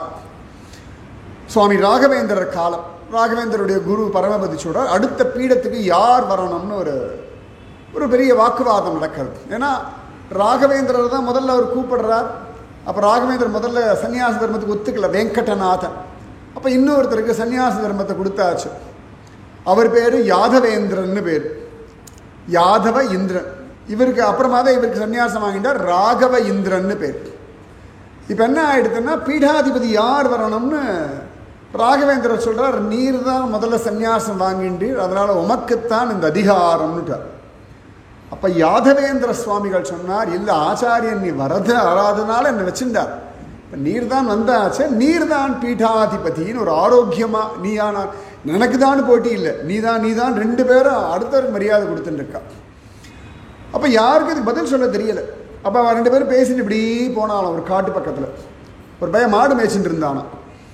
மாடு மேய்ச்சிட்டு இருந்த பையனை கூப்பிட்டு, இந்த மாதிரி எங்களுக்குள்ள ஒரு தர்க்கம் நடந்துட்டுருக்கு, 2 பேரும் வேத வித்வான்கள், எல்லா விஷயமும் தெரிஞ்சவா, சன்னியாசிகள் மத விஷயம் தெரிஞ்சவா. அப்போ கூப்பிட்டு கேட்டா, எங்கள் 2 பேரில் யார் சந்நியாசம் அந்த பீடத்துக்கு அலங்கரிக்கணும், நீ சொல்லடா குழந்தை அப்படின்னு சொல்லிட்டாங்க. அப்போ அந்த பிள்ளை கேட்டானா, உங்கள் பேர் என்னன்னா? இவர் சொன்னார் ராகவேந்திரன். உங்கள் பேர் என்னன்னா? உடனே அவர் சொன்னார் யாதவேந்திரன். அது சிரிச்சான், இது சின்ன விஷயம், இதுக்கு போயா எங்கிட்டலாம் கேட்பீங்க அப்படின்னு. என்னடாண்ணா ராகவேந்திர காமிச்சு, நீங்கள் தான் பீடாதிபதியாக வரணும். இவர் சொன்னார், என்னடா சொல்கிற, எனக்கு முன்னாடி அவர் தானே சன்னியாசம் வாங்கிட்டார். இவர் சொன்னார், உங்கள் பேர் என்ன? ராகவேந்திரன். ராகவன் தானே முதல்ல வந்தான், அப்புறம் தானே யாதவன் வந்தான், அதனால் ராகவேந்திரான நீர் தான் பீடத்தை அலங்கரிக்கணும்ன்றான். எப்படி ஒரு மாட்டுக்காரன் சொல்லிட்டான், முதல்ல ராமன் தானே அப்புறம் தானே கிருஷ்ணன். அந்தபடி பார்த்தா ராகவனான நீர் தான் பீடாதிபதி ஆகணும்னு. அப்படி பார்த்தா சங்கரர் தான் இன்னைக்கு சொல்லணும். இது ஒரு பக்கம் இருக்கட்டும். இன்னொரு பக்கம் மகாபாரத யுத்தம். எல்லாருக்கும் கிருஷ்ணனோட சப்போர்ட் வேணும். துரியோதனன், அர்ஜுனன் எல்லாரும் கிருஷ்ணனை பார்க்க போறா துவாரகைக்கு. பகவான் தெரிஞ்சு ஒரு அறையில் படுத்துன்னு இருக்கான். ஒரே ஒரு சேரை தலைமாட்டில் போட்டுட்டு படுத்துன்னு இருக்கான். யார் இருந்தாலும் உள்ளே விட்டுட்டு துரியோதனனும் வருவான், அர்ஜுனனும் வருவான், விட்டுடுன்னுட்டாரான் உள்ள. அழகாக வந்தான் துரியோதனன், வந்தான் பார்த்தான், ஒரே ஒரு சேரு தலைமாட்டிக்கிட்ட வந்து உக்காந்துட்டான். தலையெழுத்து இவன் தூங்கிட்டு இருக்கான், இவன்கிட்டலாம் வந்து எனக்கு ஹெல்ப் கேட்க வேண்டிய நிலைமை வந்தாச்சு. பரவாயில்ல இருக்கட்டும் அப்படின்னு உட்காந்துட்டு இருந்தான். கொஞ்ச நேரம் ஆச்சு, அர்ஜுனன் வந்தான். உட்காரத்துக்கு சீட் இல்லை. கிருஷ்ணன் சரண கமலத்தில் போய் நின்றுட்டு தான் கையை கூப்பி நின்றுருந்தான். கண்ணன் கண்ணை முழிச்சு பார்த்தான். முதல்ல அர்ஜுனனை பார்த்துட்டான். உடனே கண்ணன், அர்ஜுனா வா வா வா வா அப்படின்னா. உடனே துரியோதன் சார்லேயும் துள்ளி குதிச்சு எழுந்தது பார், கிருஷ்ணா முதல்ல நான் தான் வந்தேன். பெரியவாளுக்கெல்லாம் ஒரு தர்மம் உண்டு, முதல்ல யார் வந்தாலோ அவர்களுக்குத்தான் நீ பண்ணணும். அதுக்கு first come first serve basis சொல்கிறோம் இல்லையா, அதனால் எனக்கு தான் பண்ணணும்னா. உடனே கிருஷ்ணன் சிரிச்சானா, வாஸ்தவம் தான் நீ சொல்கிறதெல்லாம், ஆனாலும் பெரியவாளுக்கு இன்னொரு முறை உண்டு. நான் முதல்ல பார்த்தது அர்ஜுனனை தான், அதனால் அர்ஜுனன். இது இல்லாமல் இன்னொன்று உண்டு. இப்போ வீட்டில் பெரியவா இருக்கா, குழந்தைகள் இருக்கான்னா ஃபஸ்ட்டு சாய்ஸு குழந்தைகளை தான் கேட்போம். அதுங்களுக்கு அப்புறமா தான் பெரியவாளை கேட்போம். அதனால் அர்ஜுனா முதல்ல ஓன் சாய்ஸு. யுத்தமே பண்ண மாட்டேன்ற நான் என்னுடைய நாராயணி சேனை இல்லை, எது வேணுமோ நீ சூஸ் பண்ணிக்கோ, நீ சூஸ் பண்ணாதது துரியோதனனுக்குன்னுட்டான். அப்படி பார்த்தா அர்ஜுனனுக்கு தான் ஃபஸ்ட் ப்ரிஃபரன்ஸ். அந்த விதத்தில் பார்த்தா இன்றைக்கி முதல்ல ராமானுஜரத்தான் சொல்லணும். ஏன்னு கேட்டால் ஜூனியர், ஆதிசங்கர பகவத் பாதர் சீனியர். எப்பவுமே குழந்தைய முதல்ல சொல்லிடும். ஆற்றுல ஒரு குழந்தை இருக்குன்னா, ஒரு ஆதிக்கு போகிறோம்னா அங்கே பெரியவாளுக்கு என்ன வாங்கிட்டு போகணும் யோசிக்க மாட்டோம். குழந்தை இருக்குது, அதை பிஸ்கட் வாங்கிட்டு போகலாம், ஏதாவது பழம் வாங்கிட்டு போகலாம். பெரியவாக்கிட்ட போய் ஆசீர்வாதம் வாங்குவோம். ஆனால் குழந்தைக்கு தான் பழம், பிஸ்கெட்டு, சாக்லேட்லாம் வாங்கிட்டு போகும். அதனால் இன்றைக்கி 2 பேருக்கும் பிறந்த நாளாக இருந்தாலும் ஜூனியரான ராமானுஜரை முதல்ல அனுபவிப்போம். காரே கருணை ராமானுசா இக்கடலிடத்தில் ஆரே அறிபவர் நின் அருளின் தன்மை, அல்லலுக்கு நேரே உறைவிடம் நான் வந்து நீ என்னை உய்த்த பின் உன் சீரே உயிர்க்கு உயிராக அடியேற்கு இன்று தித்திக்குமே. திருவரங்கத் அமுதனார் ராமானுச நூற்றந்தாதின்னு பாடியிருக்கார். பிரபன்ன காயத்ரின்னே பேர் இருக்கு. பிரபன்னர்களுக்கு காயத்ரி மந்திரம் போலேன்னு. வைஷ்ணவ சம்பிரதாயத்தில் மற்ற எது தெரியறதோ இல்லையோ, ராமானுச நூற்றந்தாதி தெரிஞ்சாதான் அவன் பூரண ஸ்ரீ வைஷ்ணவன்றத்துக்கு தகுதி. பல்லாண்டு தெரியலனாலும் பரவாயில்ல, திருப்பாவை புரியலனாலும் பரவாயில்ல, அட்லீஸ்ட் பூ மண்ணு மாது பொருந்திய மார்பன் புகழ் மலிந்த பாமண்ணு மாறன் அடிபணிந்துய்ந்தவன் பல்கலையோர் தாம் மன்ன வந்த இராமானுசஞ்சரணாரவிந்தம் நாம் மன்னி வாழ நெஞ்சே சொல்லுவம் அவன் நாமங்களே. ராமானுஜா அகிலகுரோ பகவன் நமஸ்தே. ராமானுஜா அந்த நாமத்தில் ஒரு ஆகர்ஷணம் இருக்கத்தான் செய்ய. உலகம் இந்த சம்சாரிகள் எல்லாம் கரெக்டாக 1008வது பர்த்டே இன்னைக்கு சுவாமி ராமானுஜருக்கு. 1008 வருஷத்துக்கு முன்னாடி ஸ்ரீபெரும்புதூரில் சித்திரை மாசத்தில் திருவாதிரை நட்சத்திரத்தில் அழகான ஒரு அவதாரம். அனந்த பிரதமம் ரூபம் லக்ஷ்மணஸ்து ததப்பரம் பலபத்ரஸ்திருதீயஸ்து கலௌ கஷ்சித் பவிஷ்யதி. ஆழ்வார் நகரி போன வச்சுக்கோங்களேன், இந்த ஸ்லோகத்தை தான் சொல்லிகிட்டே இருப்பாவா. எல்லாருக்கும் தெரியும் ராமானுஜர் அப்படின்னா உடனே மேல்கோட்டை, ஸ்ரீபெரும்புதூர், ஸ்ரீரங்கம், இதை 3 தான் பேசிகிட்டே இருப்போம். தமருகந்த திருமேனி, தானுகந்த திருமேனி, தானான திருமேனி. இந்த தமருகந்த திருமேனி எந்த ஊர்? தமர் உகந்த திருமேனி. தமர்னா பக்தர்கள்னு அர்த்தம். தமர் உகந்த திருமேனி எந்த ஊர் தெரியுமா? மேல்கோட்டை, திருநாராயணபுரம் தான் தமர் உகந்த திருமேனி. ஆனால் அங்கே இருக்கிறவா சொல்லுவா இதுதான் தாமுகந்த திருமேனி. அவள் சொல்லுவா, அவள் விட்டு கொடுக்கவே மாட்டாள். தாமுகந்த திருமேனி எது அப்படின்னா ஸ்ரீபெரும்புதூர். தானே ஆன திருமேனி அப்படின்னா ஸ்ரீரங்கம். அப்படி ஜம்முன்னு உட்காந்துட்டு இருப்பார் இல்லையா, நன்னா பார்க்கலாம். இந்த மேல்கோட்டை ராமானுஜர் கொஞ்சம் சப்பி சீக்ஸோட கொழுக்கு முழுக்குன்னு ஜம்முன்னு இருப்பார். அந்த திருமேனியே அவரோட 60 வயசுக்கு அப்புறமான திருமேனி. ஸ்ரீபெரும்புதூர் திருமேனி கொஞ்சம் வயசான, கொஞ்சம் இல்லை, அவரோட அந்திம காலத்தினுடைய அந்த சமயத்து திருமேனி. 120 வயசில் சுவாமி ராமானுஜர் எப்படி இருந்தார் அப்படின்னா ஸ்ரீபெரும்புதூரில் பார்க்குற திருமேனி. பரம வயசு பிறகு எப்படி இருந்தார் அப்படின்னா ஸ்ரீரங்கத்து தானான திருமேனி. தமருகந்த திருமேனி, தான் உகந்த திருமேனி, தானான திருமேனி. இந்த 3 திருமேனிகள். ஆனால் இது எல்லாம் 1000 வருஷத்தோட திருமேனி தான். 5000 வருஷம் பழைய ஒரு திருமேனி உண்டு. ராமனுக்கு கிருஷ்ணனுக்கு கூட அவதாரத்துக்கு முன்னாடி அவளுக்கு ஒரு மூர்த்தின்னு கிடையாது. அவளுக்கு கிடையாது. ராமன் வரதுக்கு முன்னாடி ராமனுடைய ரூபம் கிடையாது. கிருஷ்ணன் வரதுக்கு முன்னாடி கிருஷ்ணனுடைய ரூபம் இப்படிதான் இருக்கும்னு கிடையவே கிடையாது. ஆனால் ராமானுஜருக்கு உண்டு. தன்னை உணர்த்திய திருமேனின்னு அதுக்கு பேர். இவ்வளோலாம் சொன்னால் புரியாது. பவிஷ்யதாச்சாரியன் சீனியர் மோஸ்ட் ராமானுஜருடைய மூர்த்தி எது அப்படின்னா பவிஷ்யதாச்சாரியன். பவிஷ்யத் அப்படின்னா ஃபியூச்சர்னு அர்த்தம். பவிஷ்யா அப்படின்றோம் இல்லையா, பவிஷ்ய புராணம் அப்படின்னு சொல்லுவோம்.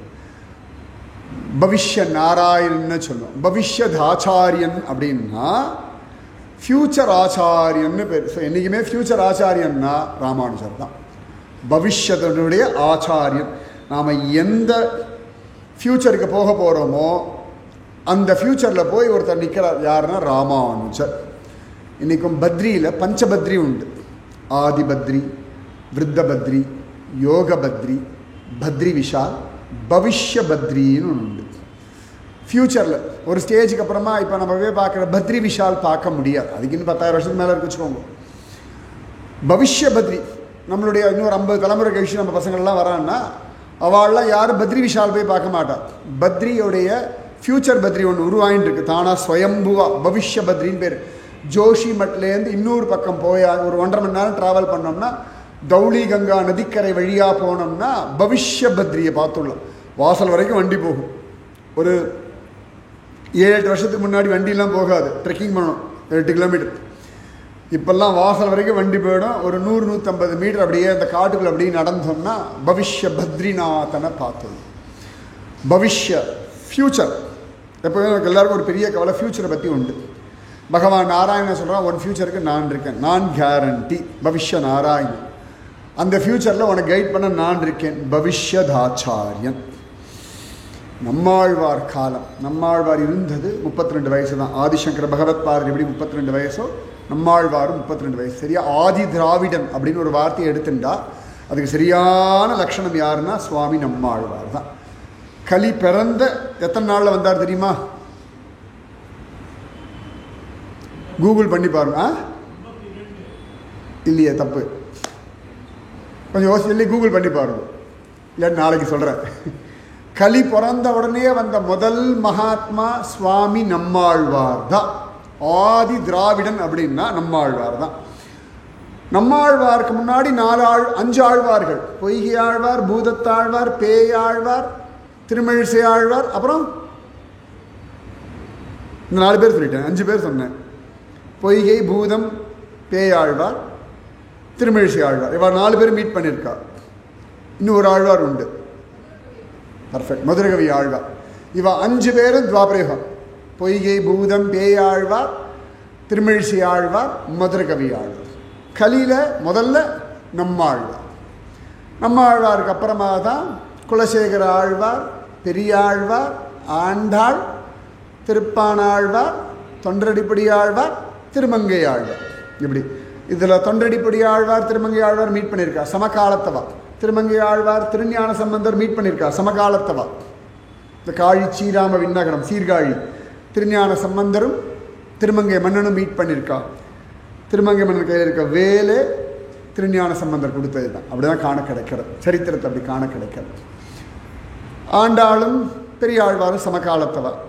பொய்கை ஆழ்வார், பூதத்தாழ்வார், பேயாழ்வார், நமக்கே தெரியும் சமகாலத்தவா. அவள் 3 பேர் சேர்ந்தால் திருக்கோவிலில் அன்பே தகலியா வையம் தகலியான்னு ஆரம்பிக்கிறார். இவா 3 பேரும் திருமழிசை ஆழ்வாரை மீட் பண்ணியிருக்கா திருவல்லிக்கேணியில். இவா 4 பேரும் சமகாலத்தவா. 4 பேரும் ஒன்றா மீட் பண்ணது திருவல்லிக்கேணியில். மதுரகவி ஆழ்வார் அந்த காலத்தையும் உண்டு, கலியுகத்துக்கும் உண்டு. நம்ம ஆழ்வாரை மீட் பண்ணதுனால மதுரகவி ஆழ்வார், நம்ம ஆழ்வார் சமகாலம். ஆண்டாள், பெரியாழ்வார் சமகாலம். இப்படி எல்லாரும் சமகாலத்தை சேர்ந்தவர்கள். நம்மாழ்வார் பிறந்தாச்சு தாமிரபரணி நதியற்ற பாகவதம் சொல்றது. ஆழ்வார்கள் காலத்துக்கு முன்னாடியே வந்தாச்சு பாகவதம். அந்த பாகவதம் சொல்றது அவ்வளவு அழகா. பயஸ்வினி காவேரி மகாநதி. இங்கே இந்த ஆத்தின்கரையில் வசிக்கக்கூடிய ஜனங்கள்லாம் பாக்யவான்கள். ஏன்னா இந்த ஆற்றங்கரையில் நிறைய மகாத்மாக்கள் அவதாரம் பண்ண போகிறார்கள்னு பாகவதம் சொல்லும். அதில் தாமிரபரணி ஆற்றங்கரை தான் நம்மாழ்வாருடைய அவதார், ஆழ்வார் திருநகரில்.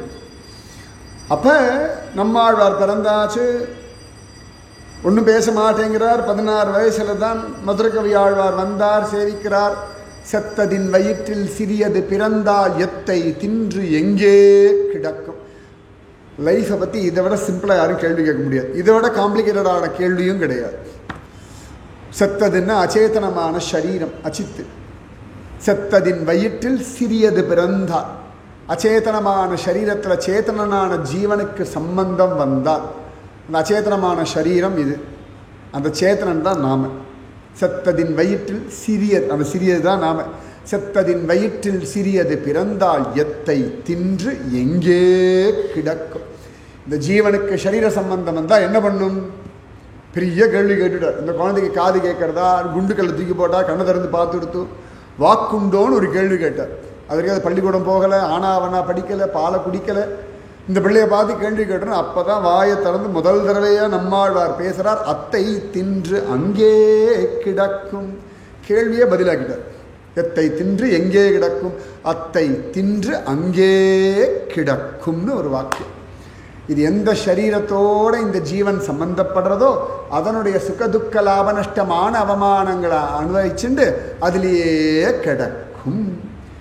இது சிங்கமாக பிறந்தாச்சுன்னா நன்னா மான் கிடைக்கிறதா கடிச்சு சாப்பிடலாமான்னு ஓடும்.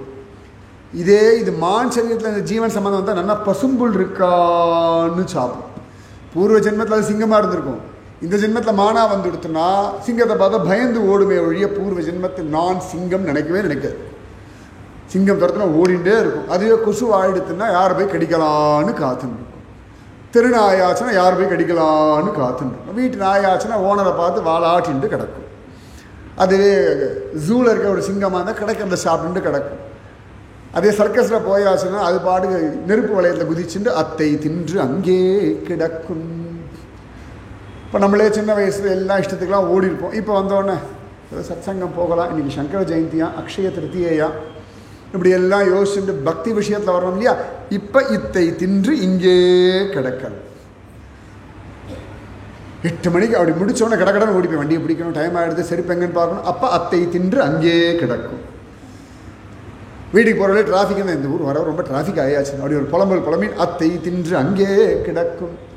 வீட்டுக்கு போயாச்சா மருந்து சாப்பிட்டுட்டு அப்பா படுத்தா தூக்கம் வரணுமே, சரி கொஞ்ச நேரம் மொபைல் பார்க்கலான்னு இப்படி ஆரம்பிப்போம். ரீல்ஸ் பார்ப்போம். அது 1.5 மணி நேரம் உபன்யாசோட ஜாஸ்தி அதில் போயிட்டு இருக்கும் டைமு.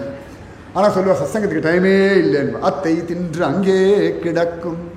அப்புறம் டயர்டாகி தூங்கி போயிடும், எல்லாம் மறந்து போயிடும். அத்தை தின்று அங்கே கிடக்கும். இத்தனையும் தாண்டி புதிய ஆச்சாரியன் பீடாரோகணம் பண்ணுறார் லைப்ரரியிலே. சரி காத்தால எழுந்து அக்ஷய திருத்தி என்னைக்கு பார்க்கலாம். அத்தை தின்று அங்கே கிடக்கும். அப்போ என்னடான்னா இந்த ஜீவன் அதனுடைய சரீரத்தை அனுசரித்து அதுக்கு கிடைக்கக்கூடிய விஷயங்களை கொண்டு அத்தை தின்று அங்கே கிடக்கும். அது பிரகலாதன் மாதிரி வந்தாச்சுன்னா நரசிம்மனை தின்னுண்டு அத்தை தின்று அங்கே கிடக்கும். துருவனாயாச்சுன்னா ஓம் நமோ பகவதே வாசுதேவாய அத்தை தின்று அங்கே கிடக்கும். தமிழ்நாட்டில் நாசிகனா பிறந்தாச்சுன்னா இந்து தர்மத்தை மட்டும் கித்தினல் பண்ணிட்டு அத்தை தின்று அங்கே கிடக்கும். ராமனுக்கு ரொம்ப குசும்பு ஜாஸ்தி. இவ்வளவு நேரம் பெல்லடிக்கல, இப்ப மட்டும் என்ன பெல்லடிக்கிறது? அத்தை தின்று அங்கே கிடக்கும். இவ்வளோ பெரிய விஷயத்த சொல்றார் நம்மாள். அப்ப காலில் விழுந்தவர் தான் மதுரகவியாழ்வார். தாத்தா குண்டு தாத்தா அயோத்தியாவில் இருந்தார். அப்பெல்லாம் ராம்லல்லா அங்கே இருந்தான். மதுரகவி ஆழ்வார் பீரியட்ல அங்கே ராமன் இருந்தான் இருக்கு. திருமங்கை ஆழ்வார் பீரியடில் இருந்திருக்கா. ஆனால் அவள்லாம் போய் பாசுரம் பாடியிருக்கா. எனக்கு தெரிஞ்சு சமர்த்த ராமதாசர் காலத்தில் இல்லை. நான் சமர்த்த ராமதாசரே அழகார். என்னடா ராமா, கரெக்டாக அந்த 500 வருஷத்துக்கு அப்புறம் இப்போ தான் ராமன் வந்திருக்கான். சமர்த்த ராமதாசர் பீரியடில் அயோத்தியாவில் ராமன் இல்லை. அதுக்கு முன்னாடி வரைக்கும் இருந்தான், காண கிடைக்கிறது. அதனால தான் இந்த ஜனவரி 22 ராமனுடைய இது வந்தது பாருங்க. சரியாக பார்த்தா சமர்த்த ராமதாசன் நவமி அப்போ தான். அன்றைக்கி தான் அழகாக ராமனுடைய ராம்லல்லாவுடைய பட்டாபிஷேகம் எல்லாம் கணக்கோடு தான் நடக்கிறது உலகத்தில். நமக்கு தான் அந்த டாட்ஸை ஜாயின் பண்ண தெரியும். சூத்ரே மணிகனா இவன் ஒன்னோட ஒன்று மிக்ஸ் ஆகி தான் கிடக்கிறது. அப்போ நம்மளோட அவ்வளோ விஷயங்களை சொல்கிறார். எல்லாம் பட்டோலை கொண்டு எழுதினார். ஃபஸ்ட்டு ஸ்டெனோகிராஃபர் கலியுகத்தில் யாருன்னா நம்ம மதுரகவி ஆழ்வார் தான். முதல்ல ஃபஸ்ட்டு ஸ்டெனோகிராஃபர் யாருன்னா மகா கணபதி. வேதவியாசர் சொல்ல சொல்ல அக்ஷய திருத்தியை அன்னைக்குத்தான் மகாபாரதம் எழுத ஆரம்பித்தார்கள்னு உண்டு. இன்றைக்கும் மகா கணபதி குகை பத்ரிகாசிரமத்தில் மணிபத்ரபுரி கிராமத்தில் இன்றைக்கும் இருக்குது. அப்போ நம்மளோட 32 வயசு கிளம்பலான்னு முடிவு பண்ணுறாராம். அப்போ மதுரகவி ஆழ்வார் கேட்குறார், சுவாமி பின்னாடி வர ஜனங்களுக்கு உங்களை பற்றி தெரியணும், எனக்கு உங்களுடைய மூர்த்தியை பண்ணணும்னா. சரிப்பா, அழகா ஜோரா தாமிரபரணி ஜலத்தை எடுத்து காய்ச்சு அப்படின்னுட்டாராம். உடனே அவர் தாமிரபரணி ஜலத்தை எடுத்து ஒரு கொப்பரை வச்சு நன்னா காய்ச்சி காய்ச்சி காய்ச்சி காய்ச்சி பக்தியோடு நம்மாழ்வார் பாசுரம் எல்லாம் ஜெபிச்சு அவ்வளோ அழகா துயரரு சுடரடி தொழுதி எழு என் மனனே உயர்வர உயர்நலம் உடையவன் எவனவன் மயர்வரம் அதிநலம் அருளினன் எவனவன் அயர்வரு அமரர்கள் அதிபதி எவனவன் துயரரு சுடரடி தொழுதி எழு என் மனனே. அப்படி நம்மாழ்வார் தியானம் பண்ணி கண்ணினுன் செருத்தாம்பினால் கட்டுண்ண பண்ணிய பெருமாயன் என்னப்பனில் நன்னி தென்குருகூ நம்பி என்னக்கால் அன்னிக்கும் அமுதூரும் என்னாவுக்கே அப்படின்னு நம்மாழ்வார் சடகோபா காரிமாரா வகுலாபரணான்னு ஜபிச்சு ஜபிச்சு ஜபிச்சு தாமிரபரணி ஜலத்தை காய்ச்சினா அழகாக ஒரு மூர்த்தி வந்துடுத்து. கையெல்லாம் அப்படி கூப்பிண்டு பதறிட்டார் மதுரகவி ஆழ்வார். சுவாமி தேவரீர் ஆச்சாரியன் ஞான முத்திரையோடு அனுகிரகம் பண்ணுற மாதிரி இருக்கணும், இப்படி கையை கூப்பின்னு இருக்கே அப்படின்னோடனே நம்மாழ்வார் சிரிச்சாவது. நன்னா உத்து பாரு, நானா பாரு, என்ன மாதிரியா இருக்கு அதுன்னு. இல்லையே சுவாமி, யார் இவர்? அப்போ தான் சொல்கிறான், பொலிக பொலிக பொலிக போயிற்று வல்லுயிர் சாபம் நலியும் நரகமும் நைந்த நமனுக்கு இங்கு யாதொன்றும் இல்லை கலியும் கெடும் கண்டு கொன்மின் கடல் வண்ணன் பூதங்கள் மண்மேல் மலிய புகுந்து இசை பாடி ஆடி உழிதரக் கண்டோம். ராமானுஜ நூற்றந்தாதிக்கு இன்ஸ்பிரேஷன் இந்த பாசுரம் தான். கண்ணனும் ராமனும் வரதுக்கு முன்னாடி பாசுரம் இல்லை, ராமானுஜர் வரதுக்கு முன்னாடி பாசுரம் உண்டாச்சு. அப்போதான் சொல்றார், பொலிக பொலிக பொலிக போயிற்று வல்லுயிர் சாபம். இந்த ஜனங்கள் மேலே அவ்வளோ சாபம் இருக்குது, எல்லாம் படாத பாடுபட்டு இருக்கா. இந்த உயிர்களுடைய சாபம் எல்லாம் போயாச்சு. பொலிக பொலிக பொலிக ஜெயஹோ ஜெயஹோ ஜெயஹோ அப்படின்னு மங்களாசாசனமா. பொலிக பொலிக பொலிக போய் நல்ல தமிழ் நிஜமாவே இப்போ ஜெயஹோன்ற பாருங்க, அதுக்கு தான் பொலிக பொலிக பொலிக. தமிழை பற்றி இந்துக்கள் கிட்ட எவனுக்கும் பேசுறதுக்கு அதிகாரமே கிடையாது. நாம தான் தமிழை பற்றி கிளாஸ் எடுக்கணும். இந்துக்களுக்கு மட்டும்தான் தமிழ் தெரியும். இந்துக்களாலே மட்டும்தான் தமிழ் வாழ்ந்துருக்கு. பிரபந்தமும் நாயன்மாருடைய பதிகங்களும் அபிராமி அந்தாதியும் ஔவையினுடைய விஷயங்களும் இதெல்லாம் நன்னா தெரிஞ்சதுனால தான் இன்னி வரைக்கும் தமிழ் வாழ்ந்துண்டு இருக்கு. அதனால் நாம தான் தமிழர்கள். இவங்க என்ன வேணால் சொல்லணும், நம்மளை மிஞ்சி யாருக்கும் தமிழ் தெரிய போகிறது இல்லை. இந்துக்களை தாண்டி இனியும் யாரும் தமிழை காப்பாற்ற முடியாது. திவ்ய பிரபந்தமும் இன்றைக்கும் தமிழுக்கு ஒரு விழா அப்படின்னா ஸ்ரீரங்கத்துக்கு போங்கோ, ஜம்முன்னு ராப்பத்து பகல் 10 எக்ஸ்க்ளூசிவாக தமிழுக்கான உற்சவம். எத்தனையோ வருஷமாக திருமங்கை ஆழ்வார் காலத்திலேருந்து ஆரம்பித்த உற்சவம் தமிழுக்கான உற்சவம். பெருமாள் ஜம்முன் வடமொழி வேதம் கூட அப்படி கேட்கறது இல்லையா. ராப்பத்து பகல் பத்துக்கு நம்பெருமாள் அப்படி கரக்கத்தில் இருப்பாராம். ஆஹா அப்படின்னு அப்போ பார்க்கணும். நம்பெருமாள் குதிரையில் வரும்போது ஒரு அழகு. அதே ராப்பத்து பகல் பத்தில் உட்காந்துட்டு இருப்பார். அப்படி சபையில் ஆழ்வார்களோட உட்காந்து அந்த தமிழ் கேட்பார் பாருங்கோ. நிஜமாவே ஆறா அமுதேன்னு கேட்டுட்டு இருப்பான் சுவாமி.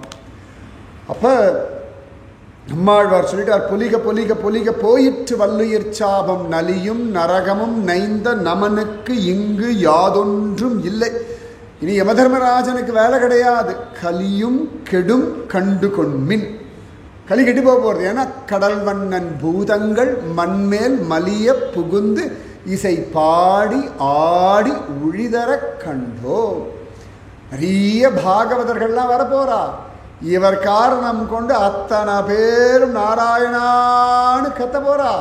எல்லாரும் சத்கதி அடைய போறான்னு சொல்லி இவர் பின்னாளில் வரக்கூடிய ஆச்சாரியன் பவிஷ்யதாச்சாரியன்னு சொன்னார். அதனால தான் ஜோரா ஆண்டாளை பற்றி சொல்லும் பொழுது பெரும்புதூர் மாமுனிக்கு பின்னானாள் வாழியே. ஏன்னா இந்த ராமானுஜருக்கு அப்புறமா தான் ஆண்டாள் அவதார். அதனால் ராமானுஜர் நம் கோயில் அண்ணன் தான். அதுக்கப்புறமா தான் ஆண்டாள் தங்க. அவ்வளவு ஆச்சரியம் அந்த ராமானுஜர். ஆழ்வார் திருநகரியில் நம்மாழ்வார் விக்கிரகத்துக்கு முன்னாடி சீனியர் யாருன்னா ராமானுஜ விக்கிரகம் தான். பவிஷ்யதாச்சாரியன். எத்தனை பேர் பார்த்துருக்க? கை தூக்குங்கோ. பவிஷ்யதாச்சாரியன் 8-10 பேர். அதில் ஒருத்தர் 2 கை தூக்கிட்டார்.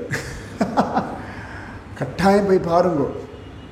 ராமானுஜர் வரத்துக்கு 4000 வருஷத்துக்கு முன்னாடி வந்த மூர்த்தி பவிஷ்யதாச்சாரியன் மூர்த்தி. கட்டாயம் சேவிக்கணும்.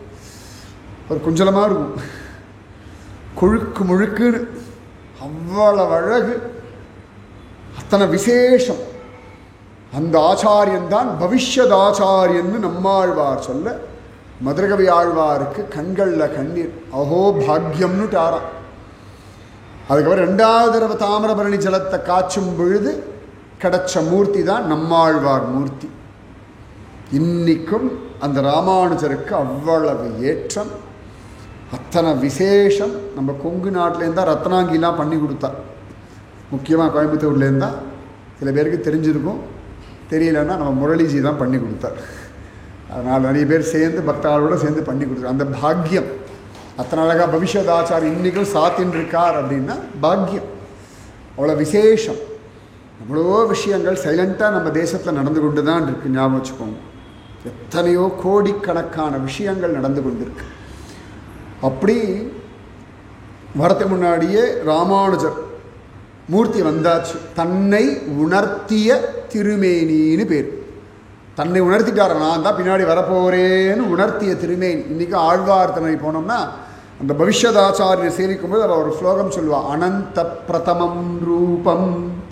இந்த ஆதிசேஷன் தான் முதல் ரூபம். அனந்த பிரதமம் ரூபம் லக்ஷ்மணஸ்து ததப்பரம். அவரே தான் லக்ஷ்மணனா வந்தார் திரேதாயுகத்தில். 2வதாக சரியா ராமானுஜன்ற வார்த்தை லக்ஷ்மணன் ஒரு அர்த்தம் உண்டு. அனந்த பிரதமம் ரூபம் லக்ஷ்மணஸ்து ததப்பரம். பலபத்ரஸ்திருத்தீயஸ்து. பலராமனாக 3வது அவதார். அவரேதான் கலௌ தத் பவிஷ்யதி. ரொம்ப அழகா அனந்த பிரதமம் ரூபம் லக்ஷ்மணஸ்து ததப்பரம் பலபத்ரஸ்திருத்தீயஸ்து கலௌ கஷ்சித் பவிஷ்யதி. அவரேதான் கலியுகத்தில் பவிஷ்யதாச்சாரியனாக ஆவிர்பவிச்சார்னு இருக்கு. சென்றால் குடையாம் இருந்தால் சிங்காசனமாம் நின்றால் மரவடியாம் நீழ்கடலுள் என்றும் புனையாம் மணிவிளக்காம் பூம்பட்டாம் புல்கும் அணையாம் திருமார்க்கு அரவு. எப்படா இருக்கணும்னா ஆதிசேஷன் போல இருக்கணுமா. பகவான் இட்ட வழக்குன்னு பேர் இருக்கு. அவனுடைய சொத்து. எங்கள் மொபைல் இருக்குது, நான் இங்கே வச்சா அப்படி இருக்கணும், நான் தூக்கி போட்டு அங்கேயே கிடக்கணும். இதுவாக ஒரு முடிவு எடுக்கக்கூடாது. எனக்கு பிடிச்சிருக்கா இங்கே வைப்பேன், வேணுமா பேக்கெட்டில் போட்டுப்பேன், பேக்கில் போட்டுப்பேன். நான் எங்கேயாவது மறந்து வச்சாலும் திரும்பி நான் தான் போய் எடுக்கணுமே ஒழி அது ஞாபகம் வச்சுட்டு என்கிட்ட வராது. அப்போ இது சொத்து, நான் சொத்துக்கு உரியவன். ஆதிசேஷன் எப்படான்னா நான் பகவானுடைய சொத்து, பகவான் சொத்துக்கு உரியவன். அதனால் என்னடான்னா சென்றால் குடையா. சுவாமி எங்கேயா கிளம்புறாருன்னா அப்படி கொடையா அப்படி வந்துடுறார். நிறைய கோவில்களில் பார்க்கலாம், பெருமாள் மேலே அப்படி கொடையா வருவார். சென்றால் குடையாம், இருந்தால் சிங்காசனமாம். உக்காந்துட்டார் அப்படின்னா அவரே சிம்ஹாசனமாக ஆயிடுவார். இருந்தால் சிங்காசனமாம், நின்றால் மரவடியாம். சுவாமி நிற்கிறாருன்னா திருவடிக்கு பாதுகை ஆயிடுறாராம். நின்றால் மரவடியாம், நீழ்கடலுள் என்றும் புனையாம், மணிவிளக்காம் பூம்பட்டாம். படுத்துட்டாருன்னா ரங்கராஜன். ரங்கராஜன் பெரியவரா ஆதிசேஷன் பெரியவரா? ஆதிசேஷன் தான் பெரியவர். ரங்கராஜன் அதுக்குள்ளே தூண்டு தானே இருக்கார். எல்லாரும் திருவனந்தபுரம் பத்மநாபர் 18 அடி பெரிய, அவரை விட நீளம் ஆதிசேஷன். நம்ம திருவட்டார் ஆதிகேசன் 21 அடி, அவரை விட நீளம் ஆதிசேஷன். திருக்கோளூர் வைத்தமாநிதி, அவரை விட நீளம் ஆதிசேஷன். ஃபஸ்ட்டு ஆதிசேஷன் தான் பெரியவர். அதுக்குள்ளே நம்மளை விட பெட்டு தானே பெருசாக இருக்கும். ட்ரெயினில் போனால் ஏன் கஷ்டமாக இருக்குது? நம்ம சைஸுக்கு பெட்டு இருக்குது, திரும்ப முடியல, நகர முடியல, கால் இடிக்கிறது. வீட்டில் அப்பாடான்னு சௌகரியமாக இருக்குது. ஏன்னா நம்மளை விட அது பெருசாக இருக்குது. 2 வீலரில் நம்ம காலுக்குள்ளே வண்டி இருக்குது, காரு நம்மளை விட பெருசாக இருக்குது, காருக்குள்ளே நம்ம இருக்கோம். அதான் கம்ஃபர்ட் ஜாஸ்தி. ரங்கராஜனுக்கு ஏன்டா அவ்வளோ கம்ஃபர்ட்னா ஆதிசேஷன் அவ்வளோ சௌக்கியமாக இருக்கான். அவன் திருக்கோளூர்லாம் பார்க்கணும்.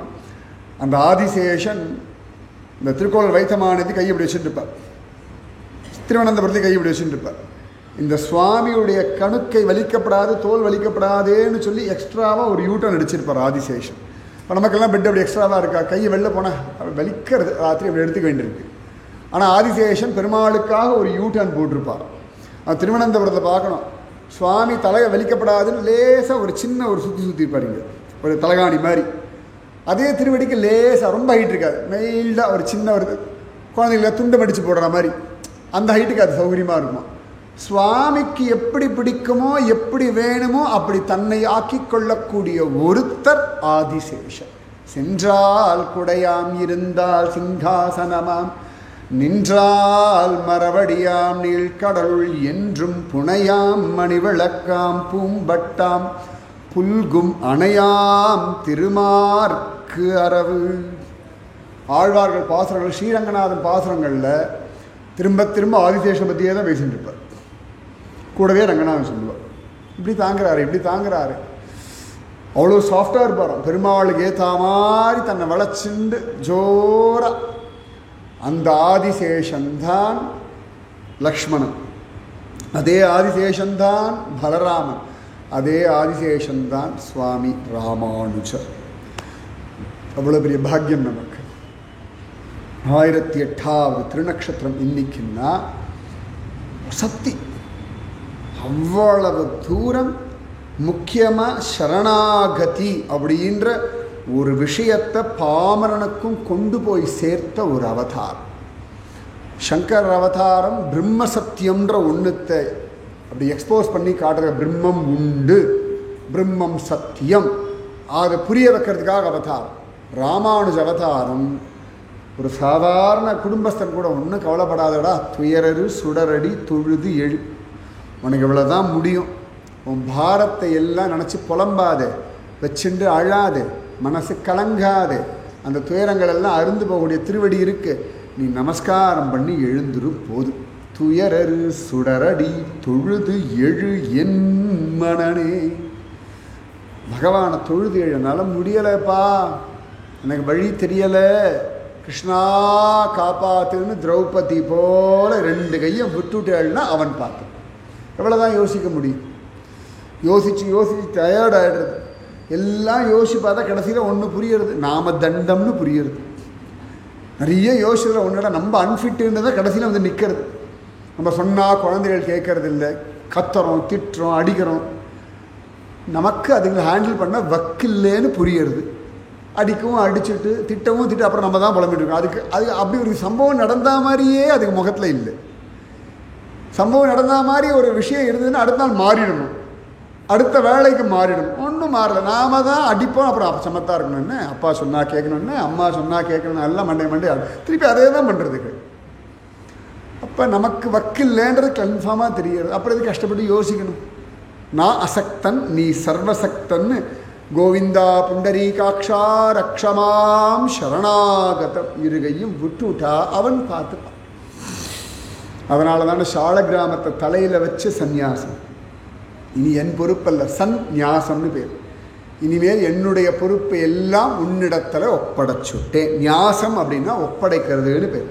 சந்நியாசம் சகலத்தையும் உன் பொறுப்புன்னு ஒப்படைச்சு. அதனால தான் சன்னியாசிகள் பெருசு அடுத்த வேலையை பற்றி கவலைப்படுறதில்ல, எதிர்காலத்தை பற்றி கவலைப்படுறதில்ல, எங்கே வேணால் இருந்துட்டு இருக்கா. நம்ம நிகமாந்த மகாதேசிக சொல்வார், நியாச தசகம்னு ஒன்று எழுதியிருக்கார்.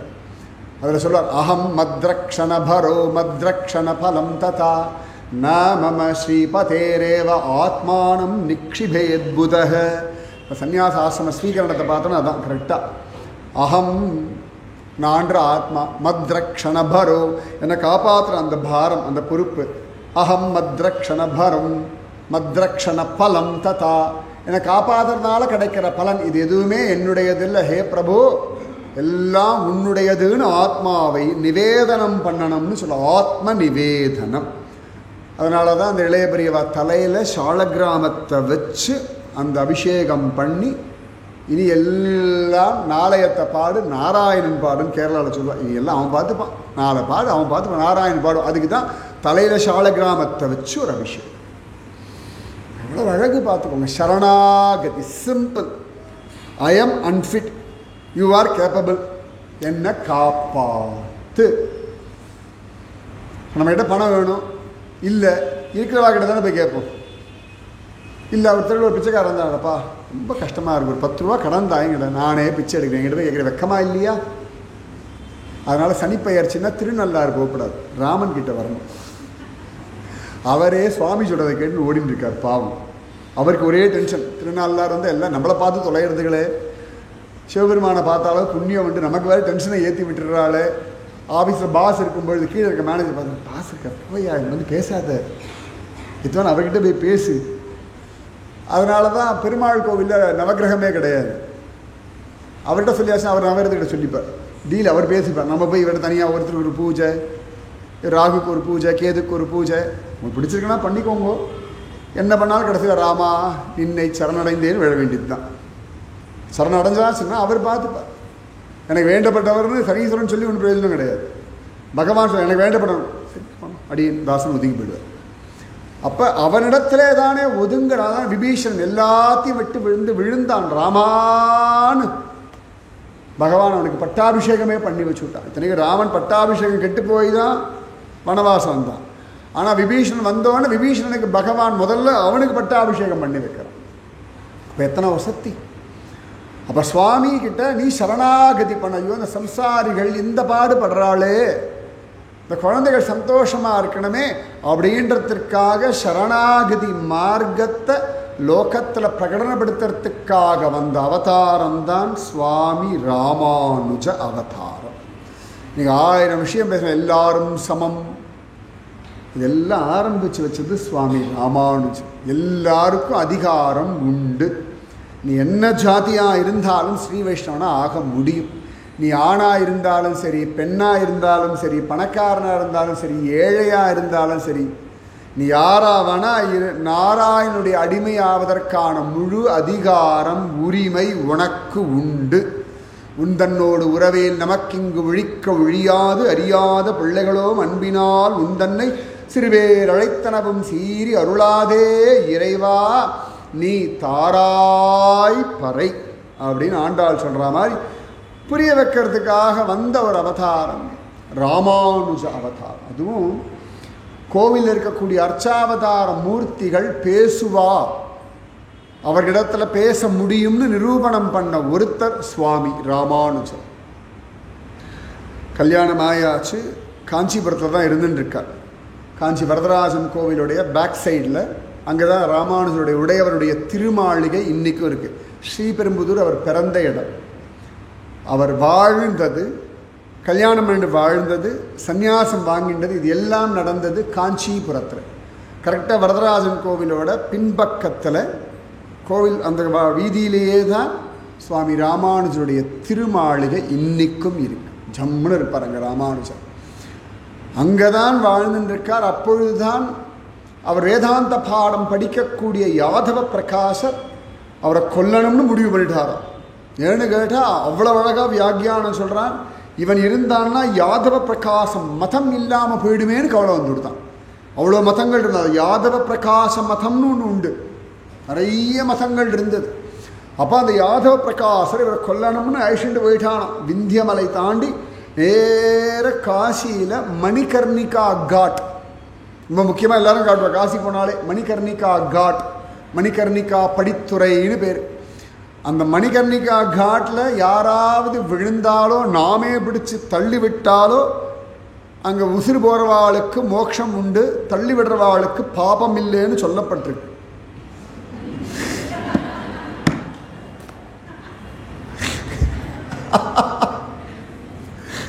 அதனால யாரையும் ஐஷன்லாம் போயிடாதீங்க.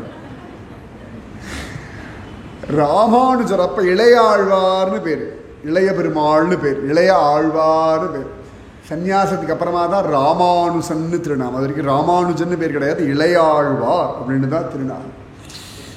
அப்போ அழிச்சுண்டு போகிறான் இந்த யாதவ பிரகாசன். அப்போ ராமானுஜருடைய சித்தி பிள்ளை கோவிந்தன்னு பேர், எம்பார் கோவிந்தன் அவருக்கு திருநாமம். அவருக்கு விஷயம் தெரிஞ்சு விந்தியமலை காட்டில் மலமூத்திர விசர்ஜனத்துக்காக ஒதுங்கும் பொழுது எழுதி வச்சுட்டார், அண்ணா இந்த யாத்திரை உங்களை கொல்றதுக்காக தயவு செஞ்சு கூட்டத்தில் வராதிங்கோ, தனிச்சு போயிடுங்கோன்னுட்டார்.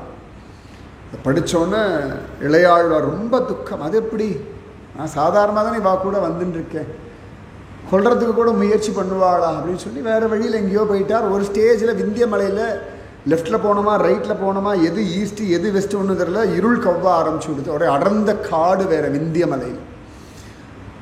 அப்போ உடனே வரதா அப்படின்னுட்டாராம். வரதன் செல்லப்பிள்ளை, நிஜமாவே ராமானுஜர் வரதனுக்கு செல்லப்பிள்ளை தான். அது வரதன் தானே, கையில் மாசுச்சன்னு எழுதி வச்சிருக்கான். என்னை சரணடையெல்லாம் கிடையாது, மாமேக்கம் சரணம் கிடையாது, மாசுச்ச வருந்தாதே. புன்னகை மன்னன் அந்த சிரிச்சுண்டு போன வா வா வா எப்படி இருக்கா அப்படின்னு சிரிச்சுண்டே ரிசீவ் பண்ணுறதுக்கு ஒருத்தன் உண்டுன்னா வரதன் மட்டும்தான். கை எழுதி வச்சிருப்பான், வருந்தாதே. மா சுச்ச சர்வதர்மான் பரித்யஜ்ய மாம் ஏகம் சரணம் ரஜ அஹம் துவா சர்வ பாபேபியோ மோக்ஷயிஷ்யாமி. மா சுச்சக, எல்லாத்தையும் விட்டுடு, எதை பற்றியும் கவலைப்படாத, என் காலில் விழு, நான் உன்னை காப்பாற்றுறேன், நீ வருந்தாதே. நீ வருத்தப்படுவதற்காக பிறந்தவள் இல்லை. நீ எதுக்காக அழுதாலும் தப்பு தான், ஆத்துக்கார் திட்டினாலும் அழுதாலும் தப்பு தான், வேலை போச்சுன்னு அழுதாலும் தப்பு தான், பிள்ளைகள் மதிக்கலையேன்னு அழுதாலும் தப்பு தான், டிராஃபிக் இருக்கேன்னு அழுதாலும் தப்பு தான், கால் இடிச்சுன்னு அழுதாலும் தப்பு தான். என்ன வேணால் வரட்டும், அழக்கூடாது. அழுவதற்கான தகுதி இந்துக்களுக்கு இல்லை இல்லை இல்லை. ஆனந்த கண்ணீர் வரலாம், என் சுவாமி இவ்வளோ கிருபை பண்ணுறானே அப்படின்னு அழலாமே ஒழிய, நீங்கள் எதெல்லாம் துக்கம் சொல்ல அத்தனையும் துயர் அரு சுடர் அடி தொழுது எழு, அவ்வளோதான். காஞ்சிவரதன் அதான் சொல்கிறான், என் கால் இருக்குது, நீ விழு, காப்பாற்றுறதுக்கு நான் இருக்கேன், காப்பாற்றுற நானே டென்ஷன் இல்லாமல் இருக்கேன், காப்பாற்றப்படுற உனக்கு என்ன டென்ஷன்? மொபைல் அப்படி லோ பவர்னு காட்டும், 15% 20% மொபைல் டென்ஷன் ஆகி கத்திகிட்டே இருக்கா, அது பாட்டு கிடக்கும். சார்ஜ் போட்டால் போடு, திருப்பி சார்ஜ் ஆகிக்கிறேன், இல்லையா அப்பாடான் இருப்பேன், நீயும் நிம்மதியாக இருப்பேன், நானும் நிம்மதியாக இருப்பேன். ஒரு கால் வராது, ஒரு வாட்ஸ்அப் வராது, பி ஹாப்பி, அவ்வளோதானே. மர்க்கட்ட நியாயம், மார்ஜார நியாயம், குரங்குக்குட்டி நியாயம், பூனைக்குட்டி நியாயம். பூனைக்குட்டி அம்மா இடம் மாற்றிகிட்டே இருக்கும், பூனைக்குட்டி டென்ஷன் ஆகிடும். ஒரு இடமா வைக்கிறியா நீன்னா, எனக்கு தெரியும் சும்மா கடை, மொட்டை மாடில் கொண்டு வைக்கும், எங்கேயா குப்படப்பா பக்கத்தில் வைக்கும், திடீர்னு பார்த்தா இங்கே மாடி படிக்கையில் கொண்டு வைக்கும், சமயத்தில் எங்கேயாவது இன்வெர்டர் பக்கத்தில் கொண்டு வைக்கும். அது கவனிச்சுட்டே இருக்கும், எங்கே வச்சுருக்கோமோ அந்த இடத்தையே குட்டி போட்ட பூனை மாதிரி சுற்றுறதுன்னு தெரியுமா. இந்த பூனை இடம் மாறி மாறி வச்சுட்டே இருக்குமா.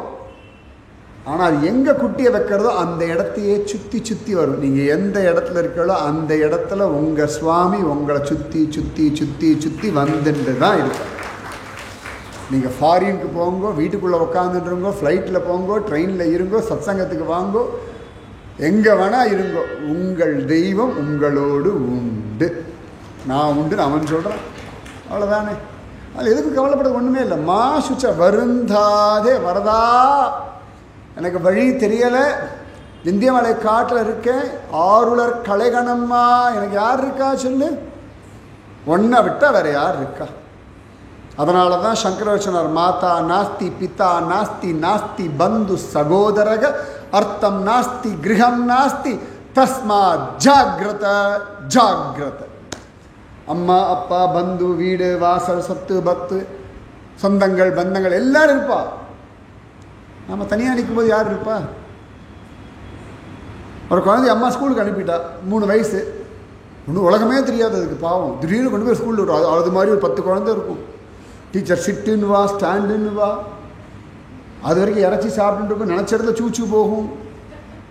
இப்போ ஸ்கூலில் போனால் அங்கே வா சொல்லுவா, ஆயா கிட்ட சொல்லணும். அதுவே பெரிய டென்ஷனாக இருக்கும். சூச்சு வந்தாலாம் சொல்லணுமா, நினச்ச இடத்துல போக முடியாதா, திட்டுவாளா அடிப்பாளா, அவ்வளோ டென்ஷன் பாவம் அதுக்கு. அது அங்கே போயிடும். இங்கே அம்மா உட்காந்து குழந்தை சாப்பிட்டுதான்னு தெரியலையே, அது சூச்சு வந்தால் சொல்ல தெரியாது, இவ கவலைப்பட்டு உட்காந்துட்டு இருப்பா. அந்த குழந்தை அம்மா இல்லையேன்னு அழுதுட்டு இருக்கும். ஆனால் இவள் இங்கே இருப்பா, அது அங்கே இருக்கும். ஆனால் அதை தாண்டி குழந்தை அடுத்த நாள் ஸ்கூலுக்கு போகும், ஜாலியாக தூங்கிட்டு வந்தேன்னு அது எடுத்து தூங்கி போயிடும். அவள் இதான் ஸ்கூலாக ஜாலியாக இருக்கேன்னு தூங்கிடும். அப்போ அந்த குழந்தைக்கு உள்ளே இருந்து யார் தைரியம் கொடுக்குறா? அந்தரியாமி பரமாத்மா. அந்த அம்மாவுக்கு யார் தைரியம் கொடுக்குறா? அந்தரியாமி தான். அதே ஸ்ரீஹரி அந்தரியாமிய அந்தரிக்கோ ஸ்ரீஹரேஹே அந்தராத்மி அந்தராத்மா. பிரம்மம் ஒக்கட்டே பிரம்மம் ஒக்கட்டே பரபிரம்மம் ஒக்கட்டே. இங்கேருந்து அம்மாவுக்கு சமாதானம் கொடுக்குற அதே ஹரி தான் அங்கே இருக்க குழந்தைக்கு சமாதானம் கொடுக்குறான். என்னடான்னா அவன் இருக்கா, எங்கேருந்து கத்தினாலும் எப்படி கூப்பிட்டாலும் சுவாமிக்கு காதில் விழும். நீங்கள் எந்த இடத்த வேணால் கூப்பிடலாம். பூஜை ரூமில் நின்றுதான்னு இல்லை, பாத்ரூம் நின்று கிருஷ்ணா காப்பாத்துனாலும் காப்பாற்றுவான். சுற்றி வர மகா பாபிகள் நடுவில் தானே திரௌபதி இருந்தா. கோவிந்தா புண்டரீகாக்ஷா ரக்ஷமாம் சரணாகதம். காப்பாற்றிட்டானா இல்லையா?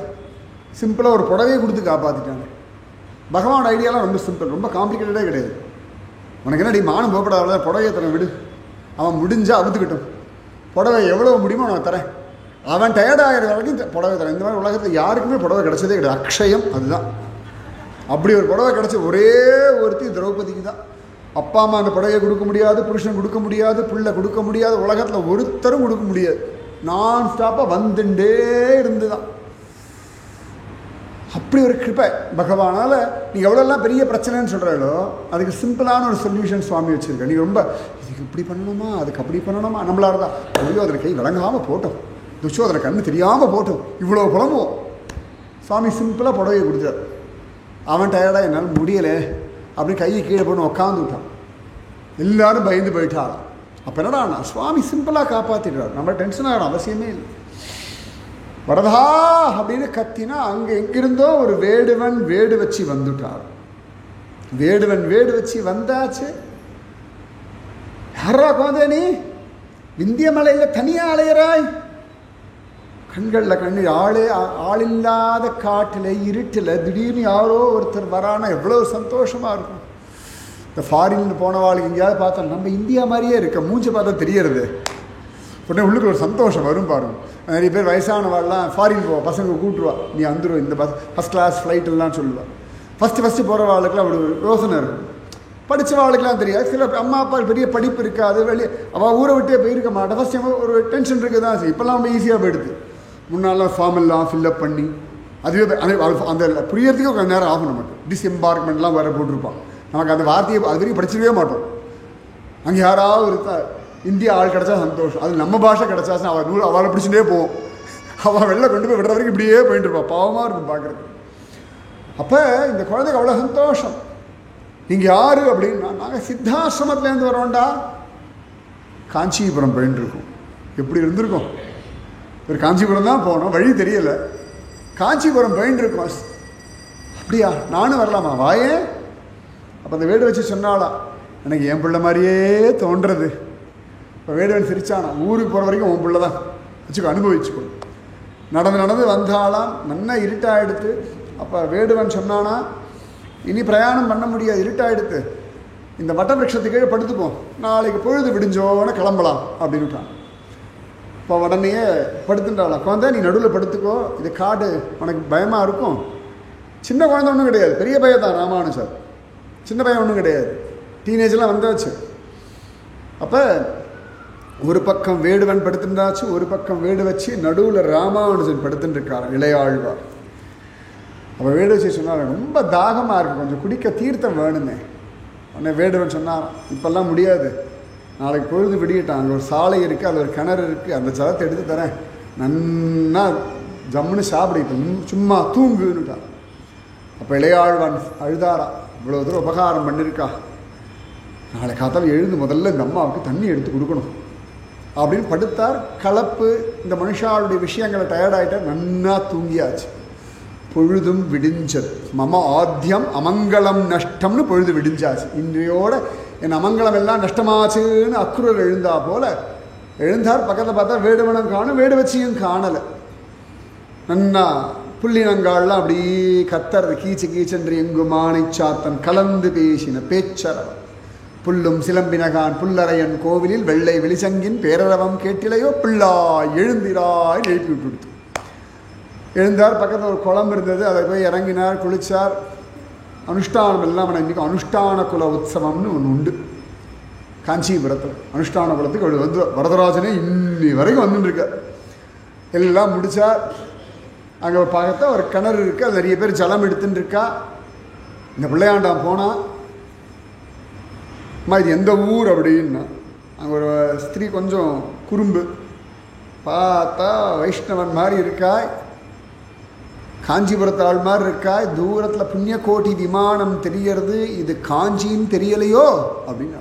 ஓ திடுக்குன்றதான். ஏன்னு கேட்டால் ராத்திரி படுத்துட்டு இருந்தது விந்தியமலையில், இங்கே பொழுது விடிஞ்சது காஞ்சிபுரத்தில். நான் நைட்டு தூங்கிட்டு பர்த்தில் படுத்துட்டு காத்தால் எழுந்து என்ன ஸ்டேஷன் வந்துருக்கு எட்டி பார்ப்போமே, அந்த மாதிரி. அது என்னடான்னா முதல்ல போய் அனுஷ்டானங்கள் அந்த கிணத்துலேயே முதல்ல ஜலத்தை எடுத்து 2 வாட்டி கொடுத்துட்டாராம். இந்த வேடு வச்சு அதுக்குள்ளே வந்துவிட்டா இந்தாமான்னு ஜலத்தை தாமரை இலையை கொண்டு போய் ஜலத்தை எடுத்து கொண்டு போய் கொடுத்துட்டா 2 தடவை குடிச்சுட்டாளாம். 3ஆவது தடவை ஜலம் கேட்டால் எடுத்துட்டு வர அதுக்குள்ளே 2 பேரும் மறைஞ்சு விட்டா. அவருக்கு ஒன்றும் புரியல, அது எப்படி போனா, இந்த பக்கம் யாராவது பார்த்துக்கலாம், நாங்கள் யாரும் பார்க்கலையப்பா, ஒன்றை மட்டும்தானே பார்க்கணும். அப்போ தான் கேட்குறாரா இது எந்த ஊர் ஏதுன்னு. புண்ணிய கோட்டி விமானம்னு காட்டிட்டாளாம். அப்போ வந்தது வந்தது வந்தது வந்தது. ஒரு ராத்திரி எப்படி காஞ்சிபுரம் வர முடியும்? பல நாள் நடந்து விந்தியமலை போயிருக்கார், ஒரு நாள் எப்படி வர முடியும்? அப்போ யாரு யாரு யாரு? ஓ வரதான்னு அழுதுன்னு ஓடுறார். இருந்தாலும் கன்ஃபார்ம் பண்ணிக்கணுமே. அங்கே ஒருத்தர் இருக்கார் பூக்காரர், திருக்கச்சி நம்பிகள்னு பேர். இன்னைக்கு பூந்தமல்லி, பூ இருந்த வள்ளி, பூ இருந்த மல்லிலாம் சொல்லிட்டு இருக்கோம், பூனமல்லி. அதுக்கு காரணமே திருக்கச்சி நம்பிகள் தான். பூவிலிருந்த வள்ளி, அதுதான் சரியா ஊர் பேர், பூவிருந்த வள்ளி. தாயார் நம்ம வேதவல்லி கனகவல்லி மாதிரி பூ இருந்த வள்ளி. அது கடைசியில் பூ இருந்த மல்லியாகி பூந்த மல்லியாகி இங்கிலீஷில் பூனமல்லின்னு ஆயிருக்கு. அங்கிருந்து புஷ்பத்தை எடுத்துட்டு காஞ்சிபுரம் எடுத்துட்டு போவார் திருக்கச்சி நம்பிகள். அவர் தான் அப்படி விசிறி வீசிட்டு பெருமாளோடு பேசிகிட்டு இருந்தார். கலியுகத்தில் 1000 வருஷத்துக்கு முன்னாடி ஒருத்தர், ஒரு பெரிய கோட்டீஸ்வரன், பெரிய தோட்டம் போட்டு வரதனுக்கு பூவா, பெருந்தேவி தாயாருக்கு பூவுக்காக. அவர்கிட்ட போய் கேட்டார், சுவாமி இந்த மாதிரி ஆச்சு விஷயம், இப்படி 2 தடவை தீர்த்தம் கொடுத்தேன், 3ஆவது தடவை காணாமல் போயிட்டா, யாருன்னு தெரியல, தேவர்கள் கொஞ்சம் வரதனிடத்தில் கேட்டு சொல்லு. அந்த வினயம், பெரிய வேதம் தெரிஞ்சவர் ராமானுஜர். வினயத்தோடு கேட்ட உடனே திருக்கச்சி நம்பி அதை கேட்டேன்னு திடுக்குன்றது. ஏன்னா அவருக்கு ராத்திரி சுவாமிகிட்ட பேசிட்டு தான் வந்து படுத்துப்பார், திருப்பி காத்தாலும் சுவாமிகிட்ட பேசுவார். இன்றைக்கி என்னவோ வரதன் கொஞ்சம் நம்பிட்டு சிரிச்சுட்டு இருக்கான், வாயே திறக்க மாட்டேங்கிறான். என்னமோ விஷயம் இருக்குது, சொல்ல மாட்டேங்கிறாரே. சுவாமிக்கு ஓட்டவாய் ஜாஸ்தி, எல்லாத்தையும் சொல்லிடுவார் பக்தாள்கிட்ட. இன்றைக்கி என்ன வாயை திறக்கலையேன்னு பார்த்தா இதுதான் விஷயமோ அப்படின்னு தலையாட்டினார். அவரும் தலையாட்டினார். அது பக்தாளுக்கும் பகவானுக்குமான அந்த பாஷை அவளுக்கு தானே புரியும், வேறு யாருக்கு புரியும்? அதே குழந்தை விந்தியமலையில் தனியாக நின்னானா, மனசு கேட்கலை. அதனால் பெருந்தேவியை கூட்டுண்டு வேடுவன் வேடு வச்சியா போகணும். நீ யாரும் சொல்லலையா? சொல்லலை. அதுக்காக தான் 2 தடவை தண்ணி குடிச்சிட்டு வந்துட்டோம். அப்புறம் குழந்தை ரொம்ப டயர்டாக இருந்தான். இந்த யாதவ் பிரகாசன் கொல்ல போனால் கூட்டுண்டு வந்துவிட்டேன். ராத்திரி எங்கள் 2 பேர் நடுவில் படுத்துட்டோம். அழறா திருக்கச்சி நம்பிகள். ஒரு பக்கம் பெருந்தேவி தாயார், ஒரு பக்கம் நீ, நடுவில் இளையாழ்வாரோ? ஆமாம் குழந்தை இல்லையா, என்ன ஞாபகம் வச்சுக்கோங்க. நீங்கள் எங்கே படுத்துருக்கீங்களோ அங்கே உங்கள் ஒரு பக்கம் பெருமாள் இருக்கார், ஒரு பக்கம் தாயார் இருக்கா, என்றுமே உண்டு. பயப்படவே பயப்படாதீங்க. இந்த ராத்திரி எப்படி போக போகிறதோ, இந்த நாள் எப்படி போக போகிறதோ கவலையே வேண்டாம். நன்னா தான் இருந்தோம், நல்லா தான் இருக்கோம், நல்லா தான் இருப்போம். எங்கே வேணால் இருந்தாலும் சுவாமி கூட உண்டு, சந்தேகமே வேண்டாம். இவள் அவமானப்படுத்திக்கிறாள், அதெல்லாம் வேண்டாம். இவ்வளோ வசதியான ஒரு சனாதன தர்மம், இதை விட வேறு என்ன பாக்கியம் நமக்கு கிடச்சிடும். இந்த சனாதன தர்மத்தில் வாழறதுக்காக எதை வேணால் தியாகம் பண்ணலாம், யாரை வேணால் தியாகம் பண்ணலாம். அதனால தான் ராணி பத்மாவதியில் சரீரத்தில் கொண்டு உயரத்தை விட்டான். நான் மதம் மாற மாட்டேன், எனக்கு என்னுடைய மதம் மட்டுமே எனக்கு சம்மதம், ஒரு பக்கத்தில் வர விட மாட்டேன்னு பிடி சாம்பலா போனாலே ஒழிய அப்படி வாழ வேண்டிய அவசியம் இல்லைன்னு இருந்துட்டான். அதனால் குரு கோவிந்த் சிங் குழந்தைகளெல்லாம் அந்த பாடுபடுத்தியிருக்கா. நம்ம பெஹல்காமில் பார்த்தது ஒன்றும் இல்லை, இதை விட ஜாஸ்தி எல்லாம் பார்த்துட்டும் இத்தனையும் தாண்டி தான் ஜீவிச்சுட்டு இருக்கோம், இத்தனையும் தாண்டி தான் ராமர் கோயில் கட்டியிருக்கோம், இனியும் நன்னாகத்தான் இருப்போம். சேதமில்லாத இந்துஸ்தானம் இதை தெய்வம் என்று கும்பிடடி பாப்பா. பாரதி வாக்கு பலிதமாகறதுக்கான விஷயங்கள் தான் நடந்துட்டு இருக்கு.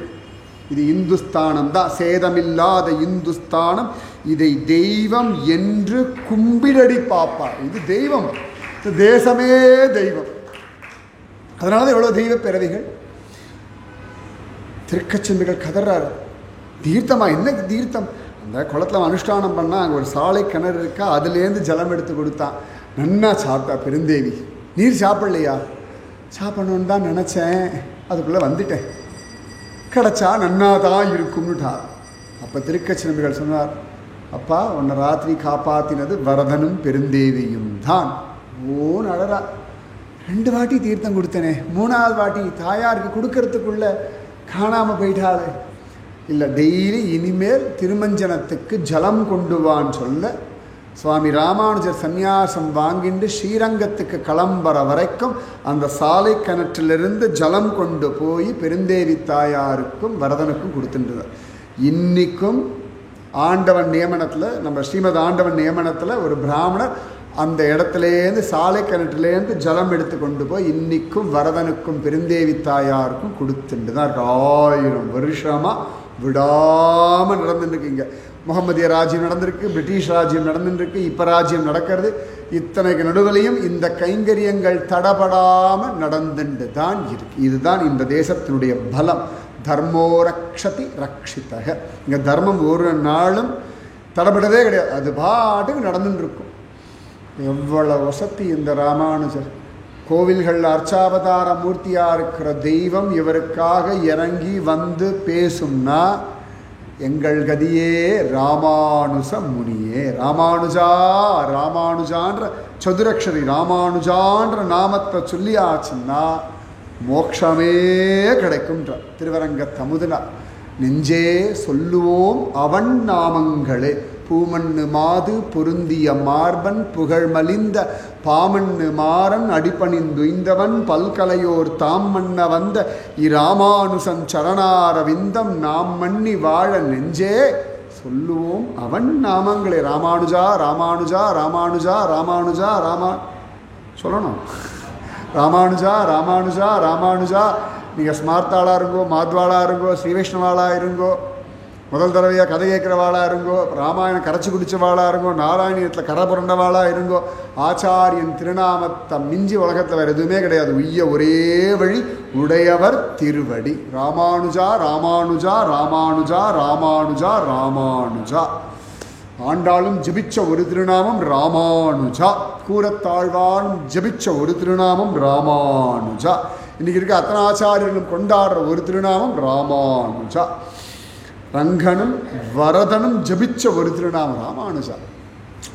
என்ன அழகான பேர் இல்லையா? ஏன்னா வரதன் பார்க்க தான் சன்னியாசம் வாங்கிட்டார். வரதன் தான் இவருக்கு ராமானுஜன்ற திருநாமத்தையே கொடுத்தான். அதனால் சர்வசிரேஷ்டம் ராமானுஜா என்னும் நாமம். அவ்வளவு சிரேஷ்டம் அந்த ராமானுஜர். அப்போ ராமானுஜரை பிடிச்சாச்சுன்னா வரதனை பிடிச்சுடலாம். ராமானுஜரை பிடிச்சாச்சுன்னா ஸ்ரீரங்கநாதனை பிடிச்சுடலாம். ஏன்னா ரங்கநாதன் தான் ராமானுஜருக்கு உடையவர்னு ஒரு திருநாமத்தை கொடுத்தான். சந்நியாசம் வாங்கிண்டாச்சு. ஆளவந்தார் ஆம் முதல்வன் இவன்னு சொல்லியாச்சு ராமானுஜர். ஆளவந்தார் பரமபதிச்சாச்சு. ராமானுஜர் ஸ்ரீரங்கத்துக்கு போகிறார். பெரிய நம்பிகள் கூட்டுண்டு போகிறார். பார்க்க முடியலை. அதனால் ரங்கனை பார்க்காம வந்துட்டார். சந்நியாசம் எல்லாம் வாங்கிட்டுட்டார். அப்போ ரங்கன் பார்த்தா ராமானுஜனை எப்படி வர வைக்கலாம் அப்படின்னு சொல்லிட்டு ஒரு குரூப் டிஸ்கஷன் நடந்து தான். அப்போ ரங்கன் கேட்டானா, எல்லாம் அர்ச்சாவதார மூர்த்திகள் எல்லாம் பேசும் தெய்வங்கள். அப்போ ஒருத்தர் சொன்னாரா, வரதன் பாட்டுக்கு மயங்குவார். அப்படியா, திருவரங்க பெருமாள் அறவே போய் நன்னா பாடி மயக்கி வரதனே என்ன வேணும்னு கேட்குற அளவுக்கு பாடணுன்னுட்டாராம். உடனே ஸ்ரீரங்கத்திலேருந்து காஞ்சிபுரம் வந்து அரையர் அவ்வளோ அழகாக எல்லாம் பாட்டெல்லாம் பாடினா வரதன் மோட்சம் தந்தோன்றார், பரிவட்டம் கட்டுறேன்றார், மாலையை கொடுத்தேன்றார். அப்போ உடனே அரையர் சொன்னாராம், நன்னா பாடி இருந்தால் உனக்கு என்ன வேணும்னு ராஜா கேட்பான். எங்கள் ரங்கராஜன் அப்படி தான் கேட்பான். எங்கள் ரங்கராஜனுக்கு என்ன வேணும்னு கேட்டு கொடுப்பான். நான் இன்னும் ஒழுங்காக பாடலை போல இருக்கு, இன்னும் நன்னா பாடுறேன் கேளும்னு சொல்லிட்டு திருப்பாவையை பாடினார். திருப்பாவையை கேட்டு நான் எல்லாமே வந்துடுத்து வரதனுக்கு. ஆண்டாளோட திருப்பாவை அது ஒரு துள்ளி குதிக்கிற ஒரு பாவை இல்லவா.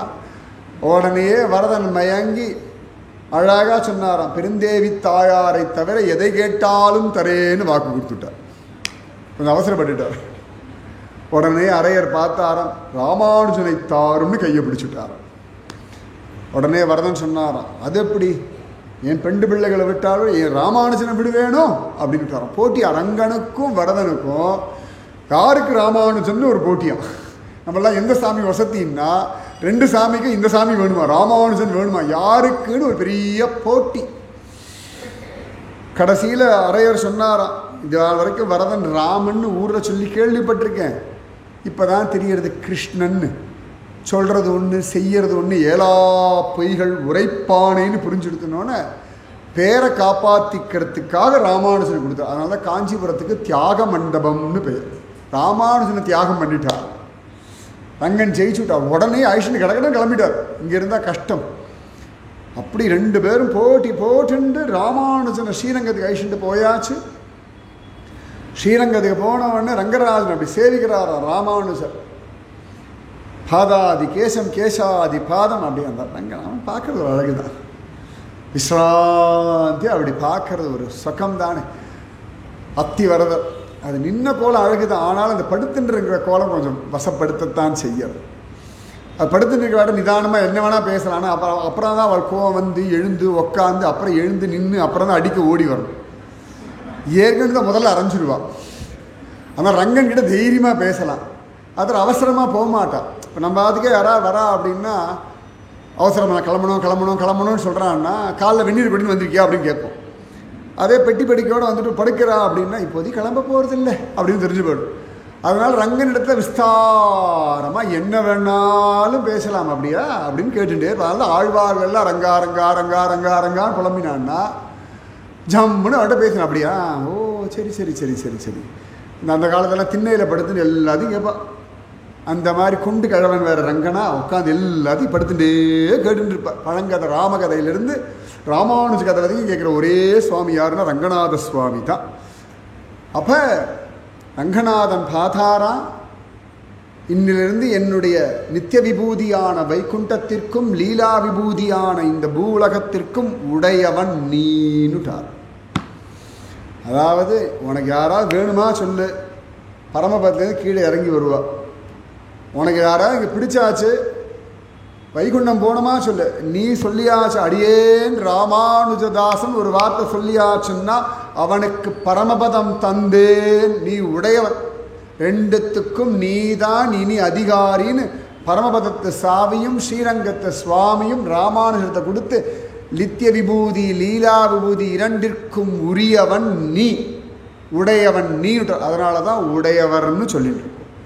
உய்ய ஒரே வழி உடையவர் திருவடி. ராமானுஜா அகில குரு பகவன் நமஸ்தே. அப்புறம் என்ன கவலை? இவர் சொன்னா ரங்கன் கேட்பான், இவர் சொன்னா வரதன் கேட்பான். அப்புறம் என்ன? அதனால எல்லாரும் ராமானுஜா ராமானுஜா அடியேன் ராமானுஜதாசன் எல்லாரும் சொல்றாள். முன்னாடி இருக்கிற ஆச்சாரியர்கள், பின்னாடி இருக்கிற ஆச்சாரியர்கள். சரி, ராமானுஜருக்கு பின்னாடி வந்தவாள, முன்னாடி இருக்கிறவாளுக்கும் ராமானுஜரோட சம்பந்தம் இருப்பதனாலேயே உமக்கும் உம்மை சேர்ந்தவருக்கும் மோட்சம் தந்தோம்னுட்டான் ரங்கராஜன். ராமானுஜர்ட்டான், உன்னோட சம்பந்தம் யாருக்கு இருக்கோ அவளுக்கு மோட்சம், உனக்கு பின்னாடி வந்தவாளுக்கு மோட்சம், உனக்கு முன்னாடி இருக்கிறவாளுக்கு மோட்சம். சொல்லுவா பெரியவாள்லாம். ராமானுஜருக்கு முன்னாடி இருந்த பெரிய நம்பிகள், ஆள வந்தார், நாதமுனிகள், இவாளுக்கெல்லாம் அவர் திருமுடியோட சம்பந்தமாக தலையில் கை வச்சு ஆசீர்வாதம் பண்ணார் இல்லையா, அதனால் திருமுடியோட சம்பந்தமாக. ராமானுஜருக்கு பின்னாடி வந்த நிகமாந்த மகாதேசிகர், மணவாள மாமணிகள், இப்போ இருக்கக்கூடிய ஆச்சாரியன் வரைக்கும் இவா எல்லாம் ராமானுஜரோட திருவடி சம்பந்தமாக. அதனால் அவர்களுக்கு திருமுடி சம்பந்தத்தினாலே மோட்சம், இவர்களுக்கெல்லாம் திருவடி சம்பந்தத்தினாலே மோட்சம். அதனால் ராமானுஜர் ரூபத்தை தியானம் பண்ணால் போதுமா. பற்பமெனத்திகள் பைங்கழல் உந்தன் பல்லவமே விரலும் பாவனமாகிய பைந்துவராடை பதிந்த மருங்கழகும் முப்புரி நூலோடு முன்கையில் ஏந்திய முக்கோல் தன்னழகும் முன்னவர் தந்திடு மொழிகள் நிறைந்திடும் முறுவல் நிலாவழகும் கற்பகமே விழி கருணை பொழிந்திடு கமலக் கண்ணழகும் காரி சுதன் கடல் சூடிய முடியும் கன நர்ச்சிகை முடியும் எப்பொழுதும் எதிராசன் வடிவழகு என் இதயத்துளதால் இல்லை எனக்கெதிர் இல்லை எனக்கெதிர் இல்லை எனக்கெதிரே எம்பார் கோவிந்தர் சொல்கிறார். கைகளில் திரிதண்டம் வச்சுண்டு யஜ்ஞோபவீதம் தரிச்சுண்டு நம்மாழ்வார் திருவடிகளை தலையில் சூடிண்டு அழகான சிகையாமுடியெல்லாம் வச்சுண்டு கருணை பொழியக்கூடிய கண்களோடு பவழம் போன்ற விரல்களோடு இருக்கக்கூடிய காஷாய வஸ்திரம் தரிச்ச என் ராமானுஜன் என்னுடைய ஹிருதயத்தில் இருக்கிறதுனால இல்லை எனக்கெதிர் இல்லை எனக்கெதிர் இல்லை எனக்கெதிரே. எனக்கு யார் என்ன யமன் வர்த்தமே, எனக்கு என்ன, அடியேன் ராமானுஜதாசன். இப்போ இந்த ராமானுஜா அப்படின்னு சொல்லியாச்சுன்னா மோட்சமே கிடைக்கும் அப்படின்றது ப்ரூஃப். இன்றைக்கும் திருப்பதி போனோம்னா பெருமாள் 2 திருக்கைகளோடு தான் இருப்பார். சங்கு சக்கர ஜம்முன்னு வச்சுருப்பார். திருப்பதி பெருமாளுக்கு மட்டும்தான் வலம்புரி சங்கு இருக்கும். வேறு எந்த பெருமாளுக்கும் வலம்புரி சங்கு கிடையாது. பெருமாளுக்கு சங்காழி அளித்த பிரான்னு ராமானுஜருக்கு திருநாமம். ஏன்னா தொண்டைமான் சக்கரவர்த்திக்கு பெருமாள் சங்கு சக்கரத்தெல்லாம் கொடுத்துட்டாராம். ஒரு ஸ்டேஜில் திருமலையில் இருக்கிறது மலையப்பனா முருகனா அது இன்ன வரைக்கும் ஓடிட்டு இருக்கு வச்சுக்கோங்க. அது அப்படி தான் ஓடும். வேதமெல்லாம் சொல்லியிருக்கு, இருந்தாலும் அப்படி பேசின்னு தான் இருப்பாள்.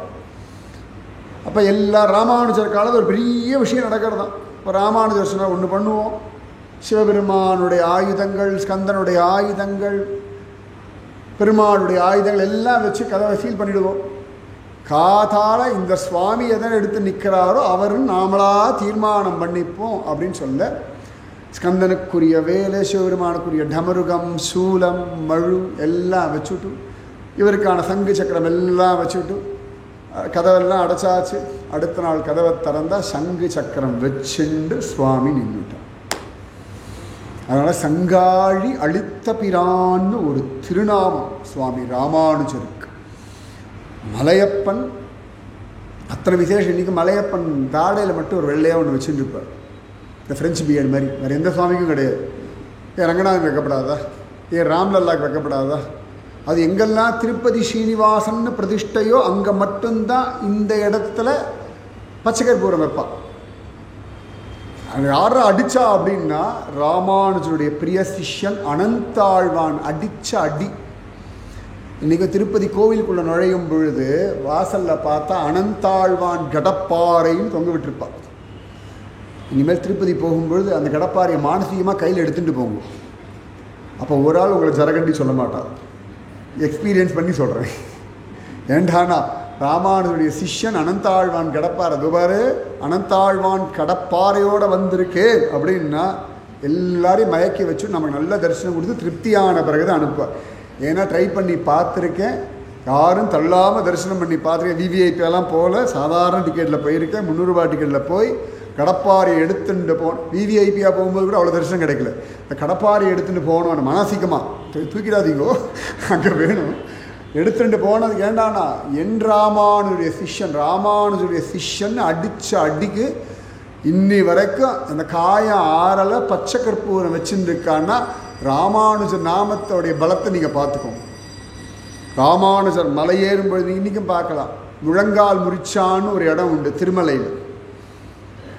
இந்த காலி கோபுரம்லாம் தாண்டோன்னு வரும். அங்கே பார்த்தா நிறைய பேர் கர்நாடகாக்காரா ஆந்திராக்காரா எல்லாம் முட்டி போட்டு ஏறுவான். சரியாக ராமானுஜர் மலையடி வாரத்திலேருந்தே மேலே முட்டி போட்டு தான் ஏறினார்.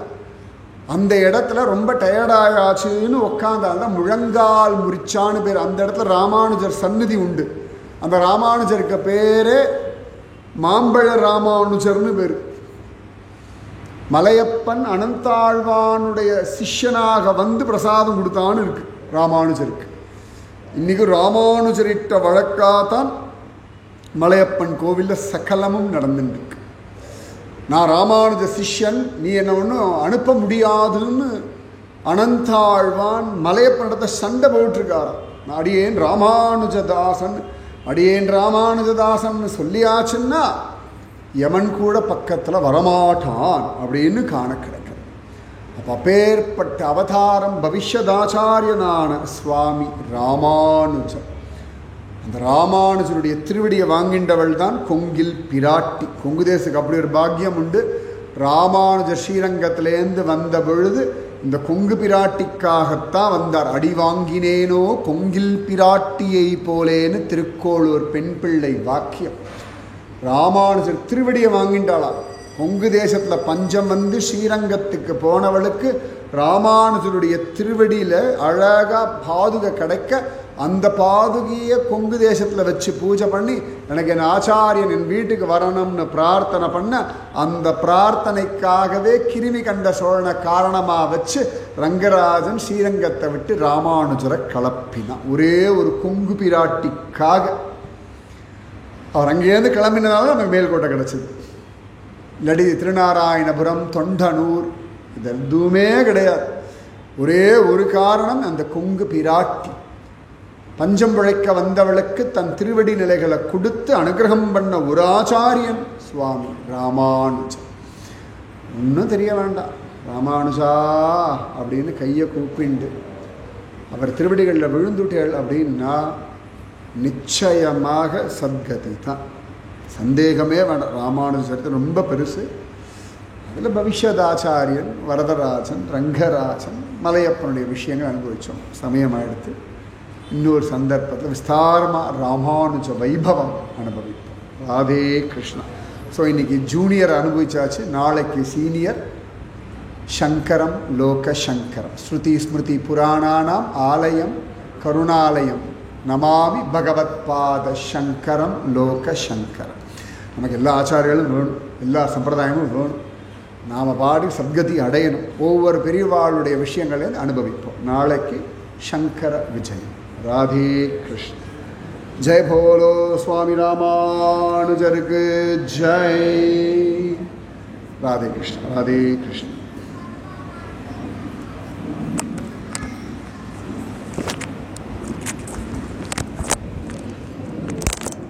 நாளைக்கு காத்தால வடவள்ளி நம்ம ஸ்ரீமான் முரளிதரன்ஜி ஆற்றுல காத்தால 10:30 மணிக்கு சத்சங்கம் இருக்குது. முடிஞ்சவா வந்து கலந்துட்டோம். ராதே கிருஷ்ண.